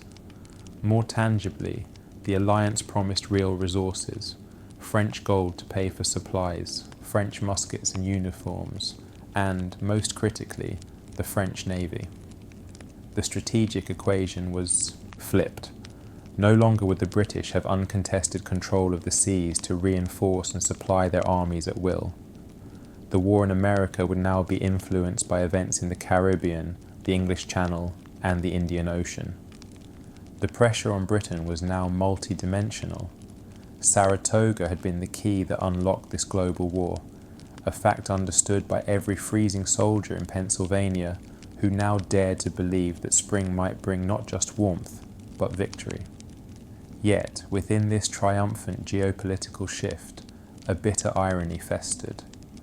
The man whose personal action had been so instrumental in creating this new world, Benedict Arnold, found himself increasingly alienated from it. As he recuperated in Albany, Congress finally, belatedly, voted to restore his seniority, a minor rectification that felt like an insult. He was appointed military commander of Philadelphia after the British evacuation in June 1778, a post that should have been an honor but became a crucible of his resentment. Philadelphia was a city of stark contrasts: impoverished patriots and wealthy covert loyalists. Arnold, with his taste for luxury and his profound sense of being undervalued, immersed himself in the city's social life. He lived extravagantly, entertained lavishly, and courted and married the beautiful young Peggy Shippen from a family of suspected loyalist sympathies. His spending far outpaced his general's salary, plunging him into debt. When confronted by the Pennsylvania Council over his dubious financial dealings and his association with known Tories, Arnold reacted not with contrition, but with towering, self-righteous anger. He saw it as another persecution by small-minded politicians, another attempt to tarnish the honour he had bought with his blood at Saratoga.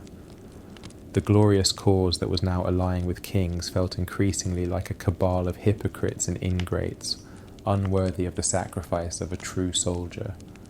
The seed of treason, planted in the soil of perceived injustice after Saratoga, was now pushing its first dark shoots into the light. The long, dolorous journey of the Convention Army became one of the enduring, if overlooked, tragedies of the Revolutionary War, a slow-motion echo of the battle's violence.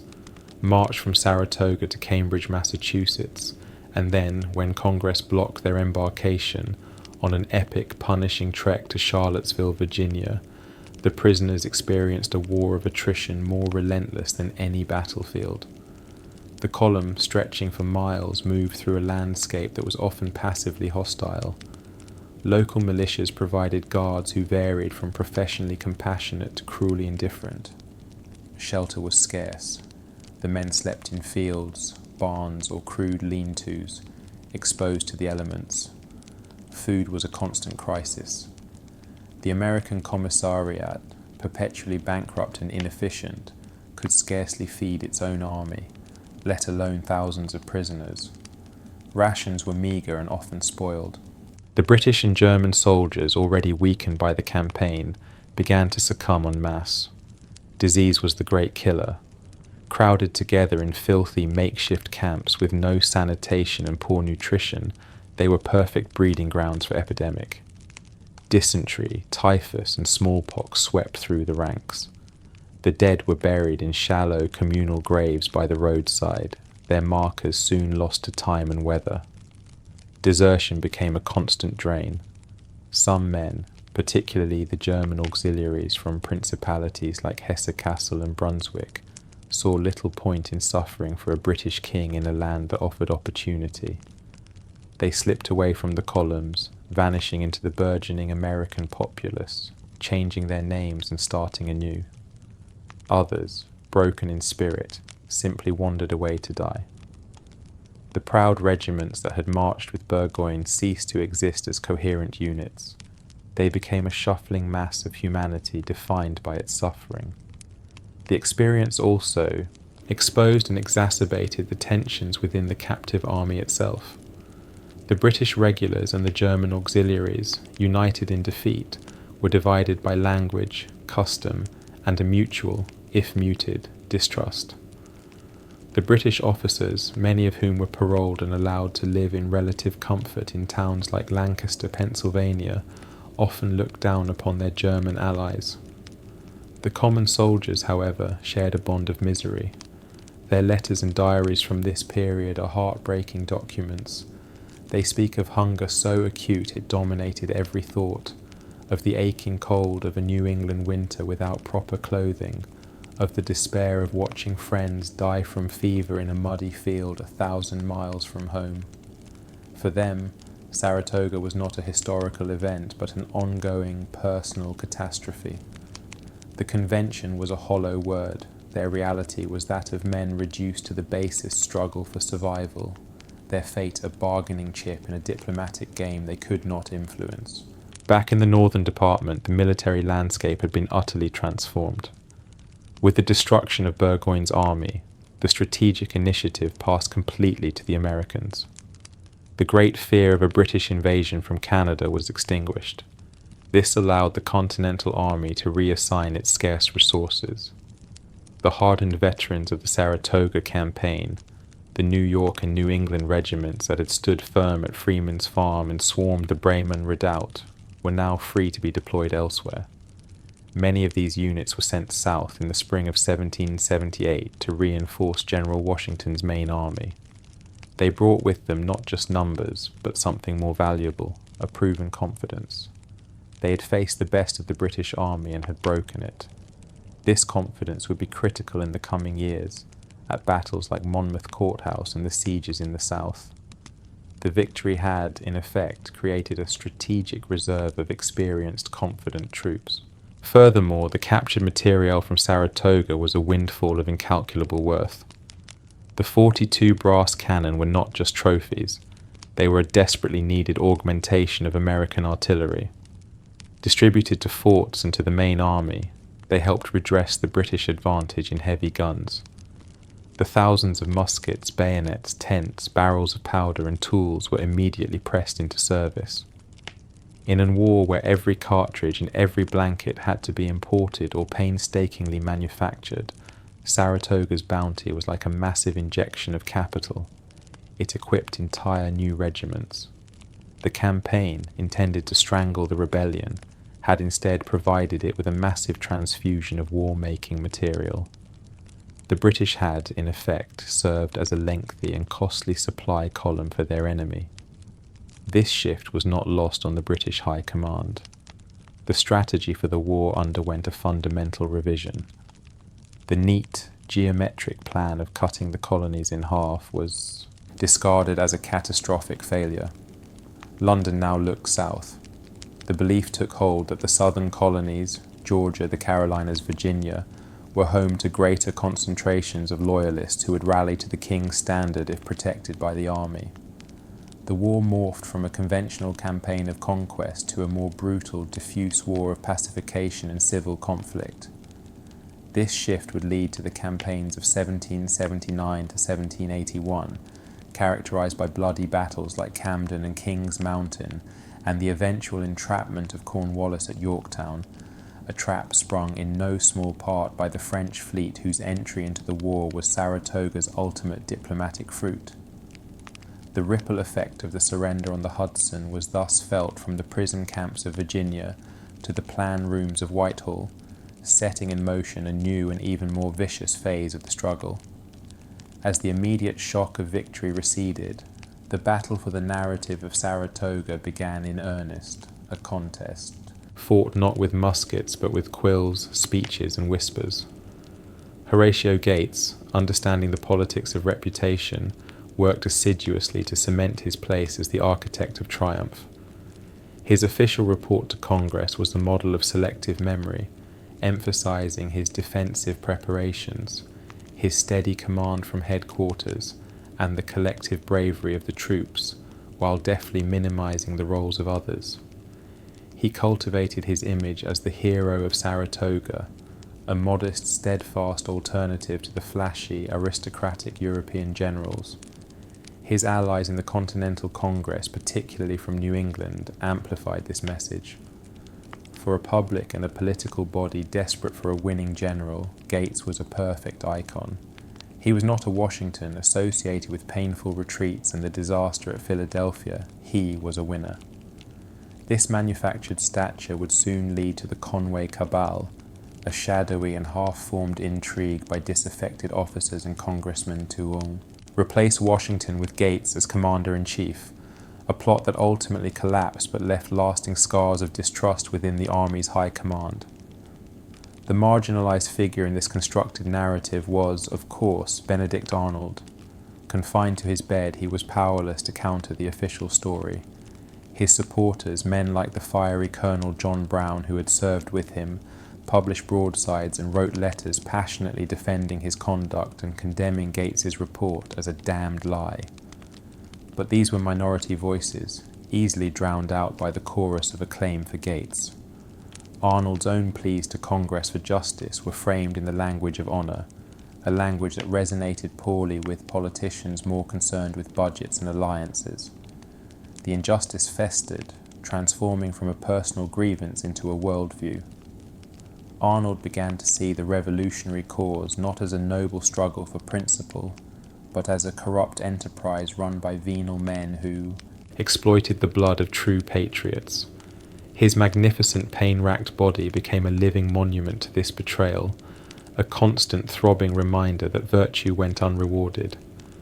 For the common soldiers who had fought at Saratoga, the memory was both a point of immense pride and a source of private, unspoken trauma. They returned to their communities as heroes, their tales of standing against the British grenadiers told and retold around hearths. They had been part of something momentous.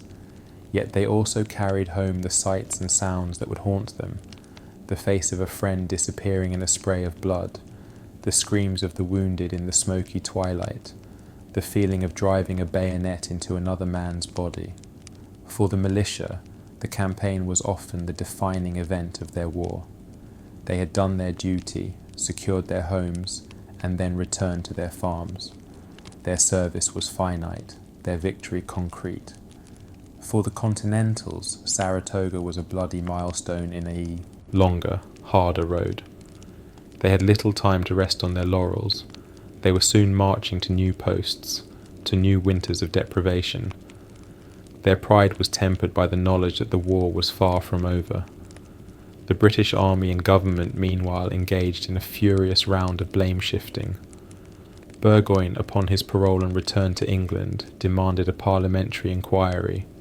He was a skilled orator and a well-connected man, and he mounted a vigorous defence. His argument was simple. The campaign had been predicated on a plan requiring cooperation from General Howe in New York. Howe's decision to sail south to Philadelphia instead of north up the Hudson had doomed the expedition. The ministry in London, eager for a scapegoat other than themselves, was happy to let the blame fall on Howe, who was also recalled. The inquiry ultimately exonerated Burgoyne of personal cowardice or misconduct, but it cemented the verdict of strategic failure. The British military learned a tactical lesson about fighting in American terrain, but the deeper, more systemic failures of poor inter-theatre coordination, of arrogant underestimation of the enemy, of a fundamental misunderstanding of the political nature of the war, were not fully absorbed. The same patterns of command isolation and strategic overreach would reappear, with fatal consequences, in the campaigns of Cornwallis in the south. On the international stage, Saratoga became a powerful symbol and a diplomatic fact. The French alliance was its most direct product, but the victory also resonated in other European courts. It made the American cause fashionable. Young aristocrats like the Marquis de Lafayette, who had already sailed to America, found their commitment validated. Others, from Poland, Prussia, and elsewhere, now saw service in the Continental Army as a path to glory in a worthy and suddenly plausible cause. The victory also encouraged Spain to consider entering the war against Britain, which it eventually did in 1779, and similarly weakened British relations with the Dutch Republic. Saratoga did not just bring France into the war, it reshaped the entire European diplomatic alignment against Britain, turning a colonial quarrel into a broad-based conflict that stretched British naval and military resources to their limit. The surrender of an army in upstate New York had triggered a global crisis for the British Empire. In America, the victory began to be mythologized even as the war ground on. It served as an indispensable answer to the pessimists and the defeatists.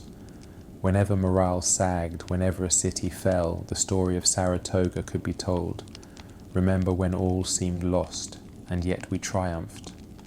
It was proof of divine favor for the righteous cause, a theme endlessly repeated in sermons and proclamations. The complexity of the event, the rivalries, the blunders, the sheer good fortune, was stripped away, leaving a polished legend of unified patriotic resolve. This legend was a necessary fiction, a cornerstone for the national identity struggling to be born. It provided a shared reference point of success, a story every soldier and civilian could cling to, a single shining datum in the uncertain calculus of war that argued against all odds for the possibility of victory. The personal destinies of the principal actors, set on their irreversible courses by the events of Saratoga, began to unfold with the grim logic of tragedy and irony. For Horatio Gates, the pinnacle of Saratoga proved to be a summit from which there was only descent. His inflated reputation, built on the foundation of a victory he had not orchestrated, led to his appointment as commander of the Southern Department in 1780. Confident and still believing in the myth of his own generalship, he rushed his army into a disastrous confrontation with Lord Cornwallis at Camden, South Carolina. There, without the defensive works of Bemis Heights or the aggressive subordinates like Arnold to seize the initiative, his army was routed in minutes. Gates notably fled the field on a fast horse, riding nearly 200 miles before stopping. The hero of Saratoga became a laughingstock, his military career forever ruined. He would be sidelined for the remainder of the war, a cautionary tale of ambition exceeding ability, a man who had been handed a laurel crown he was incapable of wearing. The arc of Benedict Arnold is the Revolution's darkest shadow. By 1799, the hero of Saratoga was a man consumed. His leg wound left him with a permanent painful limp, a constant physical reminder of his sacrifice. He was drowning in debt from his extravagant lifestyle in Philadelphia, and he felt hounded by what he perceived as petty persecution from the Pennsylvania Council and a neglectful Congress. His marriage to the young, beautiful Peggy Shippen connected him to loyalist networks in Philadelphia, and, through her former suitor, the British spy major John Andre, to the British High Command in New York. In his mind, the cause had betrayed him first. His treason was not a cold political calculation, but the heated, vengeful act of a man whose sense of honour had been fatally wounded. He began passing intelligence to the British, and by the summer of 1780 he had secured command of the vital American fortress at West Point, the key to the Hudson he had helped save at Saratoga, with the intent to betray it for $20,000 and a brigadier general's commission in the British Army. The plot unravelled with the capture of Andre, who was found with incriminating papers hidden in his boot. Arnold escaped to a British ship just ahead of American arrest. His name instantly became synonymous with treachery. The man whose courage had been pivotal in securing the war's greatest patriot victory was now its most infamous villain. In a bitter twist of fate, he donned a British red coat and led raids against American forces in Virginia and Connecticut, adding the stain of fratricidal violence to that of betrayal. For the American soldiers who had fought beside him at Saratoga, his treason was a psychic wound deeper than any British bayonet. It was a perverse inversion of the Saratoga story. The man who had embodied desperate, attacking courage in defence of the cause now used that same relentless energy to attack it. His legacy was forever split. The brilliant, flawed hero of 1777 and the monstrous traitor of 1780, a walking contradiction made possible by the perceived injustices that festered in the victory's aftermath. John Burgoyne returned to England a diminished figure. Though he escaped formal censure, he was finished as a field commander. He turned to what he knew best, the theatre and politics. He wrote successful comedies like The Heiress, which brought him literary fame and financial reward. He served in Parliament, often speaking on military matters, but the shadow of Saratoga always lingered. He was Gentleman Johnny, who had lost an army. He died in 1792. His obituary is a mix of praise for his wit and charm and the inescapable mention of his great defeat. His personal papers and his own defence, published as The State of the Expedition from Canada, reveal a man trapped between justification and a dawning, uncomfortable understanding of his own miscalculations. He was the epitome of the old world's military order, defeated by a new world's realities. The other key figures found varied fates. Daniel Morgan, whose riflemen had harried the British from the first contact at Freeman's farm, would go on to his own masterpiece of tactical brilliance at the Battle of Cowpens in 1781, applying the lessons of fluid, open-order fighting learned in the Saratoga woods. Philip Schuyler, though humiliated by his removal, remained a powerful political figure in New York, serving in the Senate and working tirelessly to support the war effort, a loyal servant of the cause that had briefly spurned him. The German Baron von Riedesel, who had guarded the baggage and advocated for retreat, was eventually exchanged and returned to Europe, leaving behind a remarkable journal that provides one of the most vivid and human accounts of the campaign and the brutal captivity that followed. For the ground upon which the battle was fought, time began its work of reclamation and memorialization. Farmers ploughed over the entrenchments. Forests grew back over the bullet-scarred trees. The graves sank deeper into the earth. For decades it was simply a place where a great thing had happened, marked only in local memory and by the occasional visitor seeking a relic. It would take nearly a century for Saratoga to be formally memorialized as a national park, the first of its kind in the United States, a sacred site of the Republic's founding struggle. The ultimate enduring significance of Saratoga lies in its demonstration of contingency. It was not an inevitable victory, but the product of 1,000 chance events, personalities and decisions, both brilliant and foolish. It showed that wars are not won by plans alone, but by the messy human interplay of will, terrain and fortune. It proved that a cause, however nascent and disorganized, could triumph over the greatest military power of the age if that power overreached and misunderstood the nature of the conflict. By bringing France into the war, Saratoga ensured that American independence would be won not just by the determination of the colonists, but by the global interest of European empires. It was the moment the American Revolution became a world war, and in doing so, guaranteed its success. The surrender on the fields of Saratoga did not end the war, but it made the end 7 years later at Yorktown conceivable. It was the hinge upon which history turned, a proof that a new nation could be born from an act of defiant, improbable victory. The Continental Army that staggered into its winter, quarters at Valley Forge in December of 1777, was a force hollowed out by defeat and deprivation, a spectre of the triumphant host that had emerged from the Hudson Valley. Philadelphia was lost. The campaign to defend the capital had been a failure. Yet into this valley of despair came whispers, then confirmed reports, of the stupendous victory in the north. The news of Saratoga acted upon the wretched camp not as a sudden cure, but as a slow-acting tonic, a reason to endure the unendurable. For the shivering sentinel, his feet wrapped in rags, the story of farmers and riflemen breaking a British army provided a counter-narrative to the retreat from Brandywine and the loss of the capital. It was proof that the British were not invincible. It was evidence that their cause could produce victory on a scale that Europe would notice.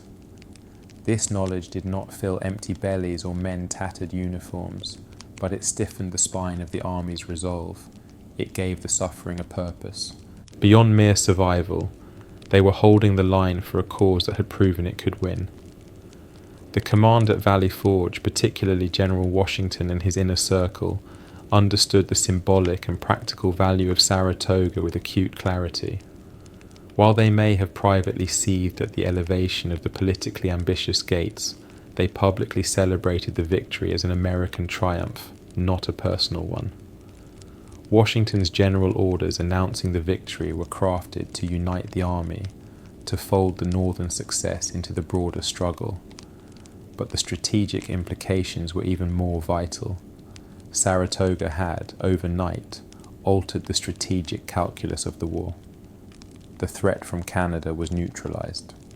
This allowed Washington to contemplate the unthinkable, detaching forces from the north. In the spring of 1778, hardened regiments that had fought under Arnold and Morgan at Freeman's farm began the long march south to reinforce the main army. These men brought with them something more valuable than their muskets. They brought the experience of victory, their casual confidence, their tales of standing against British bayonets and prevailing, seeped into the morale of the troops who had known only retreat. They were living embodiments of the possible. Furthermore, the victory provided Washington with immense political capital just when he needed it most. The winter of 1777-78 was the season of the so-called Conway Cabal, a shadowy intrigue by a faction in the Continental Congress, and a handful of officers to replace Washington with Horatio Gates, the hero of Saratoga. The victory had made Gates a rival star in the Republican firmament, yet Saratoga also ultimately undermined the cabal. As details of the battle emerged, many realized Gates's role had been passive, even hesitant, and that the true driving spirit had been the now wounded Arnold. Washington, by contrast, had borne the immense burden of defeat with stoic dignity. he used the threat, real or perceived, to consolidate his authority, to purge dissent, and to advocate fiercely for the professionalization of the army. The arrival of Friedrich Wilhelm von Steuben at Valley Forge in February 1778, a direct consequence of the French alliance that Saratoga secured, provided the instrument for this transformation. The victory in the north had, paradoxically, strengthened the hand of the commander in the south, allowing him to forge the disparate militia and Continentals into a cohesive, disciplined force capable of meeting the British on equal terms at Monmouth Courthouse that June. Saratoga did not just supply men and materiel, it bought the time and created the political space for the Continental Army to be reborn. For the British High Command, shivering in their comfortable occupation of Philadelphia, Saratoga was a strategic catastrophe that demanded a complete re-evaluation. The neat, decisive campaign of 1777 had ended in humiliation. Sir William Howe, who had taken Philadelphia but left Burgoyne to his fate, resigned his command. His replacement, Sir Henry Clinton, received orders that reflected London's new, grim reality. With France entering the war, the strategic priority shifted. Philadelphia, a symbolic prize, was now a tactical liability, vulnerable to being cut off by a French fleet. In June 1778, Clinton evacuated the city and began a desperate overland march of his entire army back to the secure base of New York. This retreat, monitored and harassed by Washington's newly trained army, was the inverse of Burgoyne's confident advance. It was an admission that holding American cities was meaningless if one could not hold the countryside or prevent foreign intervention. Saratoga had rendered the British strategy of 1777 obsolete and forced a consolidation that ceded the initiative to the Americans and their new allies. The memory of Saratoga also began to shape the war's psychology in subtler ways. For American commanders, it became a template of a certain kind of victory, one achieved not by head-on collision but by using terrain, rallying militia, and striking at overextended lines of communication. It validated a defensive-offensive approach. For the British, it instilled a deep caution about campaigning far from naval support, about the reliability of loyalist support, and about the fighting quality of American troops, especially when behind cover. This caution would morph into a brittle arrogance in some, like General Charles Cornwallis, who would later dismiss militia entirely, a mistake that would cost him dearly at King's Mountain and Cowpens. The ghost of Burgoyne's doomed army haunted every subsequent British commander who ventured into the American interior, a cautionary tale of hubris swallowed by vast hostile spaces. The battle had, in effect, rewritten the rule-book for warfare in America, and the British were struggling to learn the new chapters. The victory on the Yaal. Hudson had not only changed the map of the war, it had changed the mind of the war, instilling a defensive confidence in one army and a corrosive doubt in the other. The legacy of Saratoga is a story of paradox, a victory that unified a nation in myth even as it sowed the seeds of profound discord in reality. In the public sphere, the battle was immediately and efficiently distilled into a potent nationalist narrative. It was portrayed as a triumph of virtuous citizen soldiers over a professional mercenary army, of liberty over tyranny, of the new world over the old. This narrative was essential. It papered over the deep sectional tensions between New England and New York, the class resentments between officers and men, and the bitter personal rivalries that had nearly crippled the American command. The messy, contentious, and often accidental path to victory was sanitized. Benedict Arnold's fury, Horatio Gates's ambition, Philip Schuyler's dismissal, these were inconvenient. Truths filed away. What remained was a clean, heroic fable, the embattled farmers standing firm on Bemis Heights. This fable became a foundational stone of American identity, a shared story of origin that could be invoked to foster unity in the dark days that still lay ahead. Yet, beneath this unifying myth, the victory exacerbated existing fractures. the rivalry between Gates and Arnold did not fade. It metastasized into one of the great personal enmities of the Revolution, culminating in Arnold's treason. The political success of the New England-dominated Gates faction at the expense of the New York-based Schuyler created resentments that lingered in state politics for years. More broadly, Saratoga intensified the central tension of the American military effort, the conflict between the professional, centralizing vision of Washington and the Continental Army, and the localist, democratic spirit of the militia. The battle had been won by a hybrid force, but its telling was often appropriated by militia champions to argue that large standing armies were unnecessary. This debate over military policy, fueled by the Saratoga example, would hamper the war effort and shape early American debates about a peacetime military. The fate of the convention army presented another stark paradox. The surrender terms granted by Gates in a moment of political haste were meant to be a magnanimous gesture that reflected well on the new republic. Instead, their cynical abrogation by the Continental Congress revealed the raw, pragmatic brutality of the struggle. The suffering of the prisoners in their long captivity became a quiet scandal, a footnote of misery that contrasted sharply with the public celebration of humanitarian victory. It demonstrated that the new nation, for all its high-minded rhetoric, was capable of the same cold realpolitik as the old empires. The plight of these men, forgotten by their own government and mistreated by their captors, is the shadow side of the Saratoga triumph, a reminder that the birth of nations is rarely a purely noble affair. For the Iroquois Confederacy, whose warriors had fought with Burgoyne, Saratoga was not a paradox, but an unmitigated catastrophe.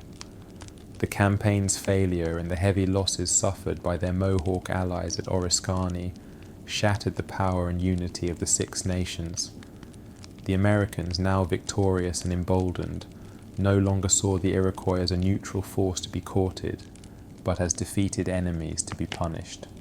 In the years following Saratoga, the Continental Army would launch devastating, vengeful expeditions into the Iroquois homeland, such as the Sullivan-Clinton campaign of 1779, which systematically burned villages and destroyed crops, driving thousands into exile in Canada. The British promise of protection made by Burgoyne evaporated with his surrender. Saratoga, therefore, marked the beginning of the end of Iroquois sovereignty in their ancestral lands, a geopolitical consequence, far removed from the concerns of Philadelphia or London, but no less profound. On an individual level, the battle created a chasm between public honour and private grievance that proved unbridgeable for some.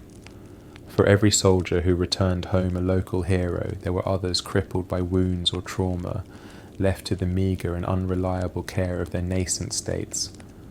The promised pensions and land bounties were slow in coming, if they came at all.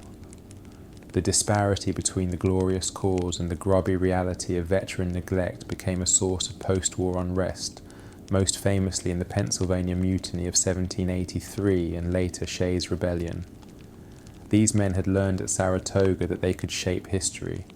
In peacetime, they would demand a share in its benefits. The victory had empowered them with a sense of agency that would not simply dissipate when the muskets fell silent. Finally, Saratoga created a lasting template for understanding American military success, one that would echo through the centuries. It enshrined the idea of the citizen soldier as the ideal defender of liberty, a concept that would influence the nation's military policy from the militia acts to the modern National Guard. It validated the strategic power of the American landscape, the howling wilderness that could consume invading armies, and it established a national mythos that favored the narrative of the underdog, of the resilient amateur overcoming the polished professional through grit, ingenuity, and moral right. This self-image, born in the smoke of Freeman's farm, would profoundly influence how the United States viewed itself and its wars, for better and for worse. Saratoga, therefore, was not just a battle won, it was a story told, and the telling of it became a force in itself, shaping the character of the nation it helped to create. The victory was clean, but its legacy was and remains beautifully, painfully complex. In the decades following the Treaty of Paris, in 1783, as the United States labored to transform itself from a wartime confederation into a stable republic, the memory of Saratoga underwent a process of refinement and institutionalization. The raw, chaotic event began to be smoothed into history, its sharp edges sanded down to fit the needs of a nation-building project. The first historians of the Revolution, like David Ramsay and Mercy Otis Warren, enshrined the battle as the decisive turning point, the moment when the scale of fortune turned in favor of America. In their accounts, the complexities of command were often simplified into a melodrama of patriotic virtue versus aristocratic arrogance. Benedict Arnold's treason, which became public in 1780, cast a retrospective shadow, allowing later chroniclers to diminish or erase his role altogether, transforming him from a flawed hero into a villain whose malevolence somehow explained his later betrayal. This cleansing of the narrative was not dishonest in intent, it was pedagogical. The Revolution needed morally unambiguous founding myths. The physical landscape of the battlefield itself remained largely untouched by formal memorialization for generations. The farmers of Saratoga, modern-day Stillwater and Schuylerville, ploughed the earth that held the bones of the fallen. Local inhabitants knew the sites: Freeman's farm, the Nielsen farm on Bemis Heights, the Bremen Redoubt, and would guide the occasional curious traveller or veteran making a pilgrimage. These early visitors often remarked on the pastoral quiet, the dissonance between the serene fields and the bloody history they contained. Relic hunters scavenged for buttons, bayonets, and bullets, turning history into curios. It was a site of memory sustained by oral tradition and local knowledge, not yet a national patrimony. The first major effort to capture and fix the memory came from the pen of an eyewitness with a literary bent. James Wilkinson, Gates's adjutant and a notorious intriguer in his own right. His memoirs, published later, were self-serving but provided detailed, if biased, accounts. More reliable were the letters and journals of officers like Henry Dearborn and John Glover, and the remarkable poignant observations of the Baroness von Riedesel, who'd accompanied her husband and chronicled the campaign and surrender from within the German camp. These primary sources, circulating in manuscript or print, formed the bedrock of historical understanding, but they reached a limited elite audience.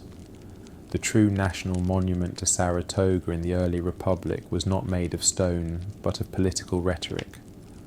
Orators on the 4th of July and other civic occasions invoked the battle as shorthand for national resilience. It was cited as proof of the superiority of Republican government, which could inspire free men to heights unattainable by mercenaries. Federalists and Democratic Republicans might clash over the legacy of the Revolution, but both could point to Saratoga as an uncontested victory of American principle.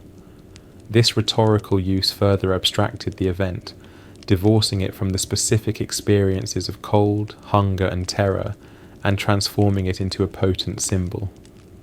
The veterans themselves, growing older, began to organize.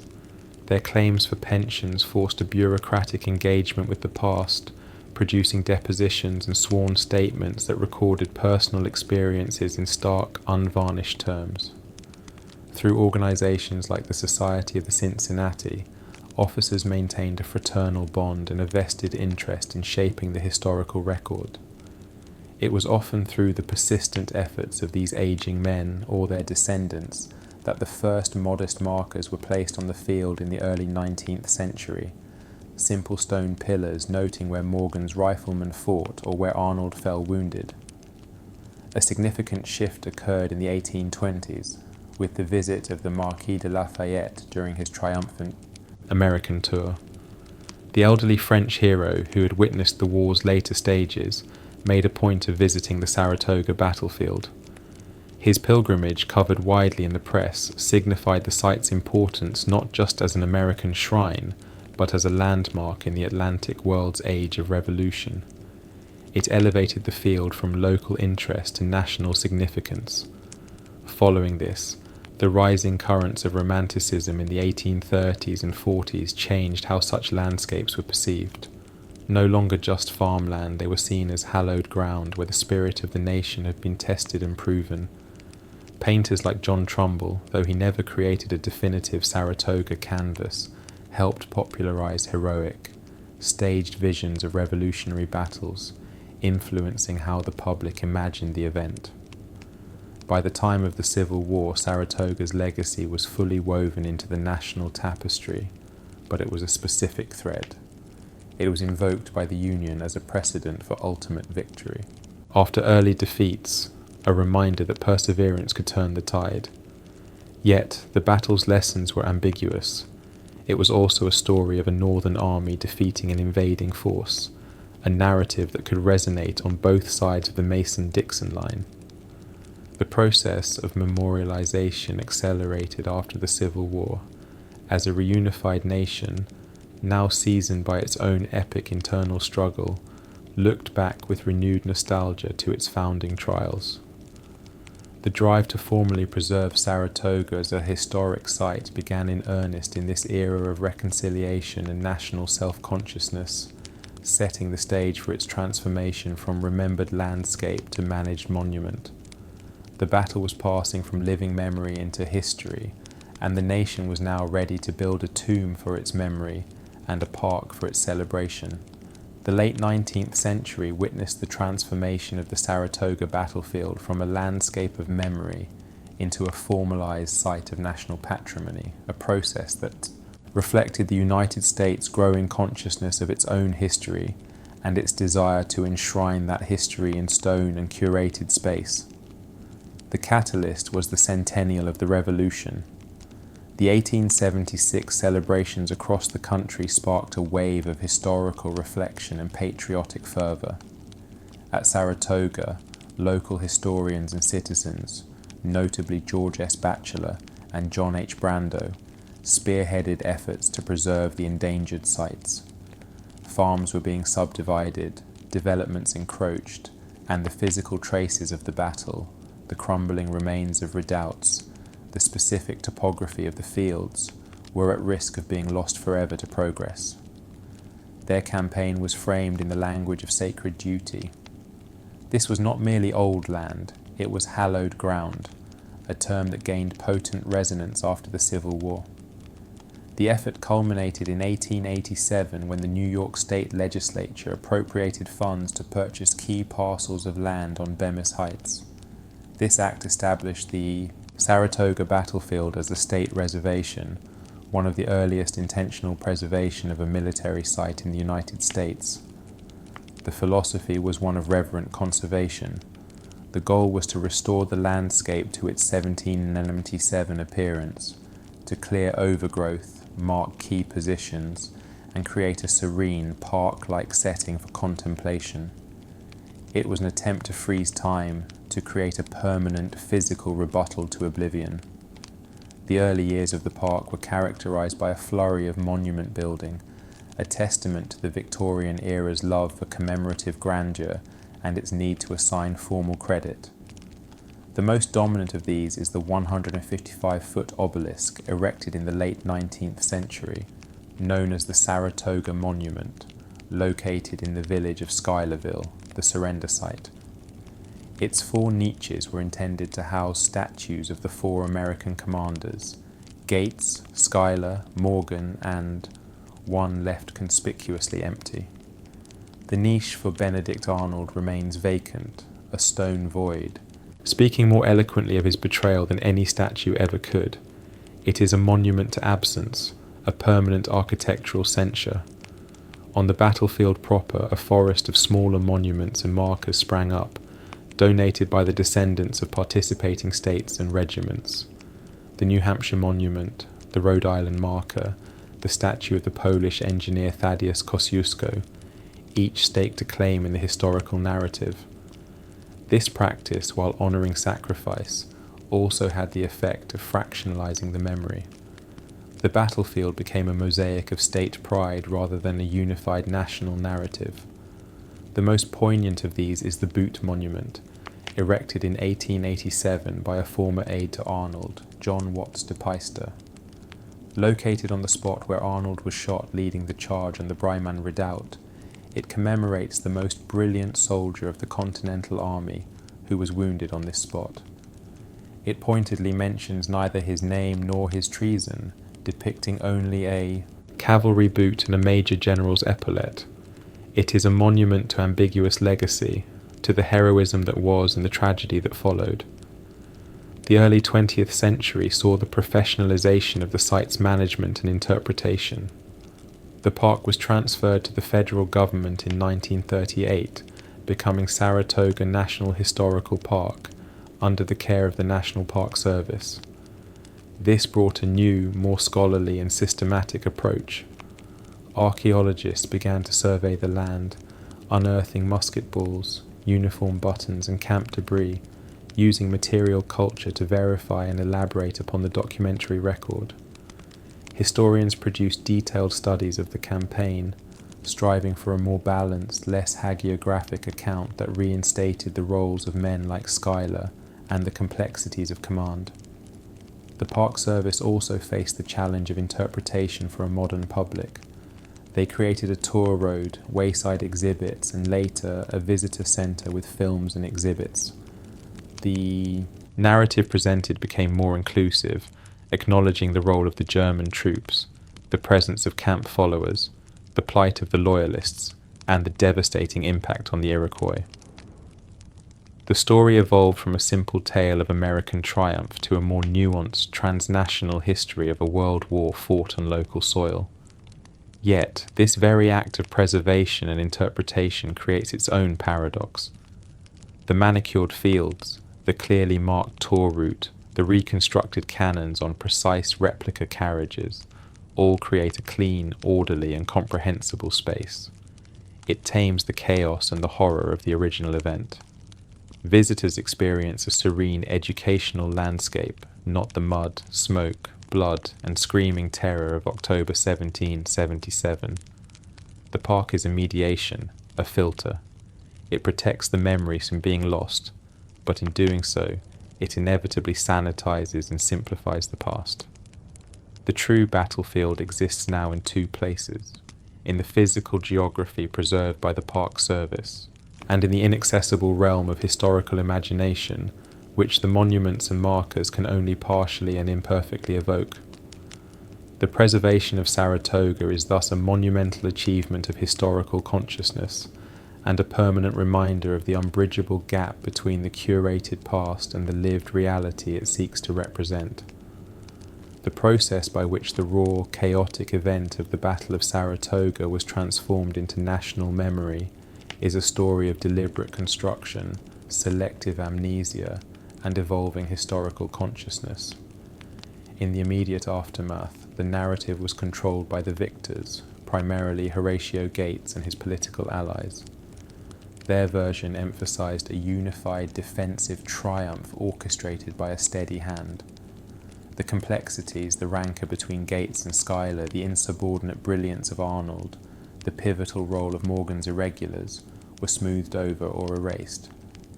This official story served an immediate purpose. It provided a clean, inspiring tale for public consumption, a necessary myth for a fragile cause. The first major challenge to this tidy narrative was, ironically, the treachery of Benedict Arnold. His defection in 1780 forced a painful retrospective revision. How could the hero of Saratoga become the arch-traitor? One solution was to retroactively diminish his role at Saratoga, to paint his actions as rash and disobedient, his courage as mere luck, and to imply that his latent treachery somehow explained or negated his contribution. This was not history, it was moral retrofitting. The empty niche in the Saratoga monument planned decades later is the ultimate architectural expression of this erasure, a void where a complex man once stood. The early 19th century, with the passing of the last veterans, saw the battle transition from living memory into history. The first serious historians like Mercy Otis Warren and David Ramsay relied heavily on the available documents, which were often the official reports and letters of Gates and his circle. Thus, the Gates-centric view became enshrined in the early national historiography. It was a patriotic history, designed to instill virtue in the new citizens of the Republic. The battle was a morality play of liberty versus tyranny, with the Americans as a monolithic, virtuous whole. The Romantic movement of the mid-19th century changed the emotional tone of the memory. Saratoga became a landscape of sublime heroism. Writers and orators depicted it in heightened emotional language. The visit of the Marquis de Lafayette in 1824-25 was a key moment, linking the battle to the living icon of Franco-American friendship and elevating its status as a site of pilgrimage. This period also saw the rise of local antiquarians and historians who began collecting oral traditions, letters and diaries, slowly recovering a more nuanced ground-level view of the campaign. The centennial fervour of 1876 sparked the preservation movement. As the nation reunited after the Civil War, it looked back to its founding struggle with a new urgency.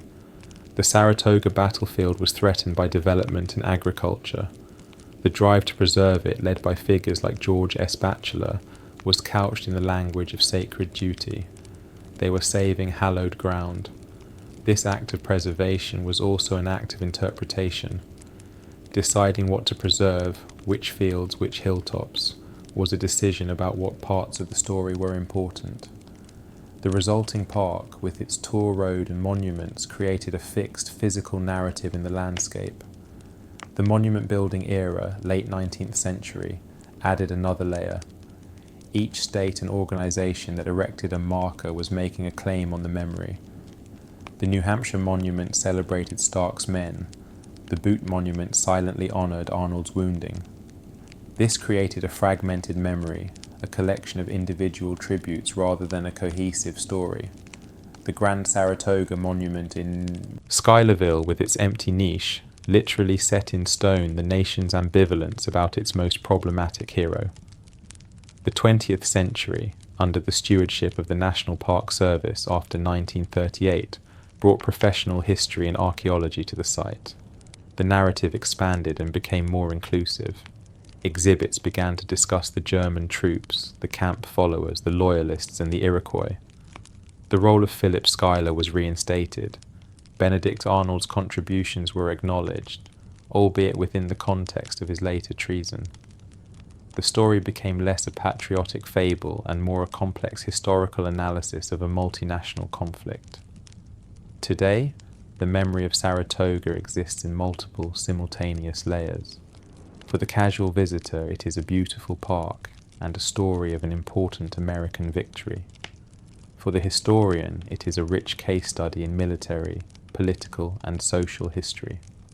For the descendant of a participant, it is a point of family pride or curiosity. For the Native American, it may be a remembered prelude to dispossession.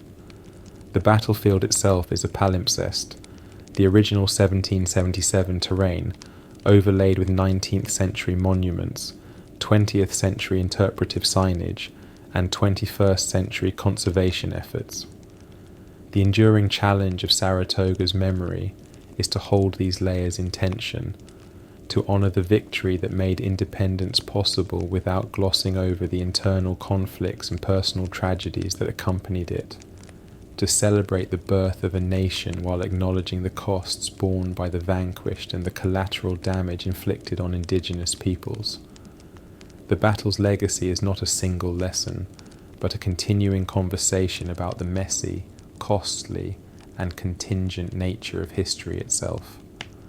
The fields at Saratoga do not provide easy answers. They ask complicated questions about courage, ambition, loyalty, and the price of building a new world upon the contested ground of the old, the physical ground where the Saratoga campaign reached its climax has undergone its own transformation, from a working agricultural landscape to a blood-soaked battlefield, to neglected farmland, and finally, to a curated historical park, a process that reflects the changing American relationship with its own past. In the decades after the war, the fields of Freeman's farm and the slopes of Bemis Heights returned to their primary purpose, growing crops and grazing cattle. The farmers, the Freemans and the Nielsens ploughed over the shallow graves and the remains of entrenchments. The forest crept back into the clearings where Morgan's riflemen had fought. The land healed its superficial wounds, though musket balls and uniform buttons would surface for generations, turned up by the plough or found by children playing in the woods. The battlefield existed only in memory, and in the stories told by aging veterans to their grandchildren. By the mid-19th century, as the last of those veterans died, the site risked slipping from memory altogether. The Romantic era's fascination with historical landscapes and the centennial celebrations of 1876 provided the impetus for preservation. The movement was led by individuals who saw not just historical value, but a sacred trust. They feared the loss of what they called hallowed ground to the impersonal forces of progress and development. Their success in getting New York State to purchase the core of the battlefield in 1887 was a pioneering act of historic preservation in America. The initial vision was one of reverent restoration, to clear the overgrowth, to mark the lines, to create a serene park-like setting for contemplation, a fitting shrine for a foundational event. The early management of the park involved a deliberate shaping of the visitor's experience. A tour route was laid out. Cannon were placed on replica carriages at presumed battery positions. Granite and bronze monuments sprang up, donated by states and patriotic societies. Each monument made an argument, staking a claim in the historical narrative. This phase fixed the battlefield in time and space, but it also aestheticized it. The chaotic, terrifying and filthy reality of 18th century combat was replaced by a quiet, orderly and green expanse, dotted with dignified memorials. It became a place for education and patriotic reflection, not for imagining the screams of the wounded or the stench of blood and powder. The transfer of the site to the National Park Service in 1938 marked a shift from sentimental commemoration to professional interpretation. The NPS brought a more scholarly, evidence-based approach. Archaeologists used metal detectors and excavation to verify troop positions, finding concentrations of musket balls that revealed where lines had stood and fired. Historians produced detailed studies that challenged the older, gate-centric narrative. The visitor center, built later, provided context through maps, artifacts, and film. The story told became more accurate, but also more complex and less morally simplistic. A key tension in the park's modern existence is between preservation and accessibility. The mandate is to preserve the landscape in its 1777 condition, but also to allow hundreds of thousands of visitors to experience it. This requires constant management, maintaining the tour road, keeping sightlines open by controlling forest growth, protecting archaeological sites from looting, and balancing the needs of wildlife with historical authenticity. The park is not a frozen relic. It is a living, managed ecosystem that must constantly negotiate between the past and the present. Interpretation has also evolved to be more inclusive. Modern exhibits and tours discuss the experiences of the German Hessians, not just as faceless enemies but as professional soldiers often pressed into service. They acknowledge the crucial role of camp followers, the women who cooked, nursed and foraged for both armies. The devastating impact of the campaign and its aftermath on the Iroquois people is now part of the story told. The park attempts to present Saratoga not as a purely American triumph, but as a multinational event with wide-ranging consequences. Perhaps the most powerful feature of the park today is its ability to evoke through landscape the strategic realities of the battle. Standing on the crest of Bemis Heights, a visitor can immediately understand why Kosciuszko chose this spot. The commanding view of the river and the road below is obvious. Walking the trail through the woods at Freeman's farm, one feels the claustrophobic confusion that befell the British light infantry. The preserved Great Redoubt area conveys the desperate, cramped final position of Burgoyne's army. The land itself becomes the primary document. Yet, the very act of preserving and interpreting the site creates a final, profound irony. In making the battlefield comprehensible and accessible, we inevitably distance ourselves from the visceral horror of the original event. The quiet, beautiful park is the antithesis of the noisy, smoky, bloody chaos of October 1777. We come to learn about history, not to relive it. The preserved battlefield is thus a bridge and a barrier, a bridge that connects us to the past through geography and story, and a barrier that protects us from its true, terrifying reality. Saratoga National Historical Park stands as a testament not only to a pivotal battle, but to a nation's enduring need to find meaning, order, and identity in the tangled, violent soil of its origins. It is a place where history is both remembered and, inevitably, softened by the gentle hand of time and the careful craft of memory. The Battle of Saratoga endures in the American consciousness not merely as a historical event, but as an archetype, a resonant story that contains within it the essential tensions and triumphs of the nation's founding. Its legacy is multifaceted, offering different lessons to the soldier, the statesman, the citizen, and the historian. For the military strategist, it remains a classic study in the perils of overextension, the decisive power of logistics and terrain, and the potent synergy of regular and irregular forces. Burgoyne's campaign is a cautionary tale taught in war colleges about the disconnect between elegant plans conceived in headquarters and the brutal friction of reality in the field. The American defense exemplifies how a weaker force can use space, time, and local knowledge to neutralize a stronger opponent's advantages. The battle marked the moment when European linear tactics began their long, slow retreat before the demands of the American landscape and the emerging style of decentralized aimed-fire combat. Politically, Saratoga stands as the definitive example of a battle that created a nation. It provided the tangible proof of viability that turned a philosophical assertion of independence into a credible fact. By securing the French alliance, it transformed the war from an insurgency into an international conflict, ensuring that the resources and pressure of a great power would be brought to bear against Britain. This diplomatic outcome is arguably more significant than the military one. It established a pattern in American history.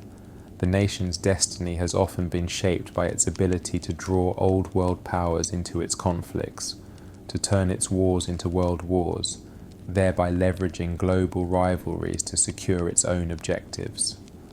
Saratoga was the first successful iteration of this pattern. On a human level, the battle presents an enduring drama of character. The gallery of personalities, Burgoyne's flawed flamboyance, Gates's calculating ambition, Schuyler's stoic loyalty, Morgan's lethal competence, and Arnold's tragic fury, offers a timeless study in leadership, hubris, courage, and resentment.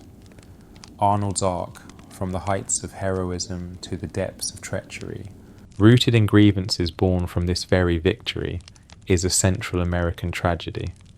It speaks to the fragility of reputation, the corrosive power of perceived injustice, and the terrible personal costs of civil war. His story is a permanent warning about the need for republics to honor, or at least honestly acknowledge, the service of their warriors, lest that service curdle into a poison that threatens the state itself. Culturally, Saratoga seeded powerful and enduring national myths. It cemented the ideal of the citizen soldier, the farmer who takes up his rifle to defend his liberty and then returns to his plough. This myth, however romanticized, has profoundly shaped American military policy, fostering a deep-seated distrust of large standing armies and privileging the concept of the militia or the reserve. The battle also enshrined the narrative of the American underdog, using grit, ingenuity, and moral conviction to defeat a superior professional force. This narrative of resilient, Victory against long odds became a core component of the national identity invoked in every subsequent crisis, from the Civil War to the Cold War. The memory of the battle also reflects the evolving American conversation about history itself. The empty niche in the Saratoga monument is perhaps its most eloquent symbol. It represents the nation's struggle to reconcile heroic action with ultimate betrayal, to acknowledge a contribution while condemning a sin. It is a testament to a historical consciousness that initially sought moral clarity above all else. Over time, the interpretation has matured to sit with this ambiguity, to present Arnold as a tragic figure rather than a mere monster, and to understand his actions within the fraught context of the Army's bitter internal politics and the neglect of Congress. Saratoga teaches that history is not a simple ledger of heroes and villains, but a complex web of motivated, flawed individuals making choices under immense pressure. In the long sweep of history, Saratoga's most profound impact may be its demonstration of the power of the periphery. A campaign fought in the wilderness of upstate New York, far from the political and economic centers of the colonies, determined the fate of an empire and announced the arrival of a new power on the world stage. It proved that significance is not dictated by geography alone, but by the confluence of events, decisions, personality, and chance. The echoes of those October volleys did not fade. They travelled across the Atlantic, shook the foundations of European diplomacy, and helped usher in a new age. Today, the fields of Saratoga are quiet. The cannons on their replica carriages point silently over the Hudson Valley. The monuments stand as sentinels of memory.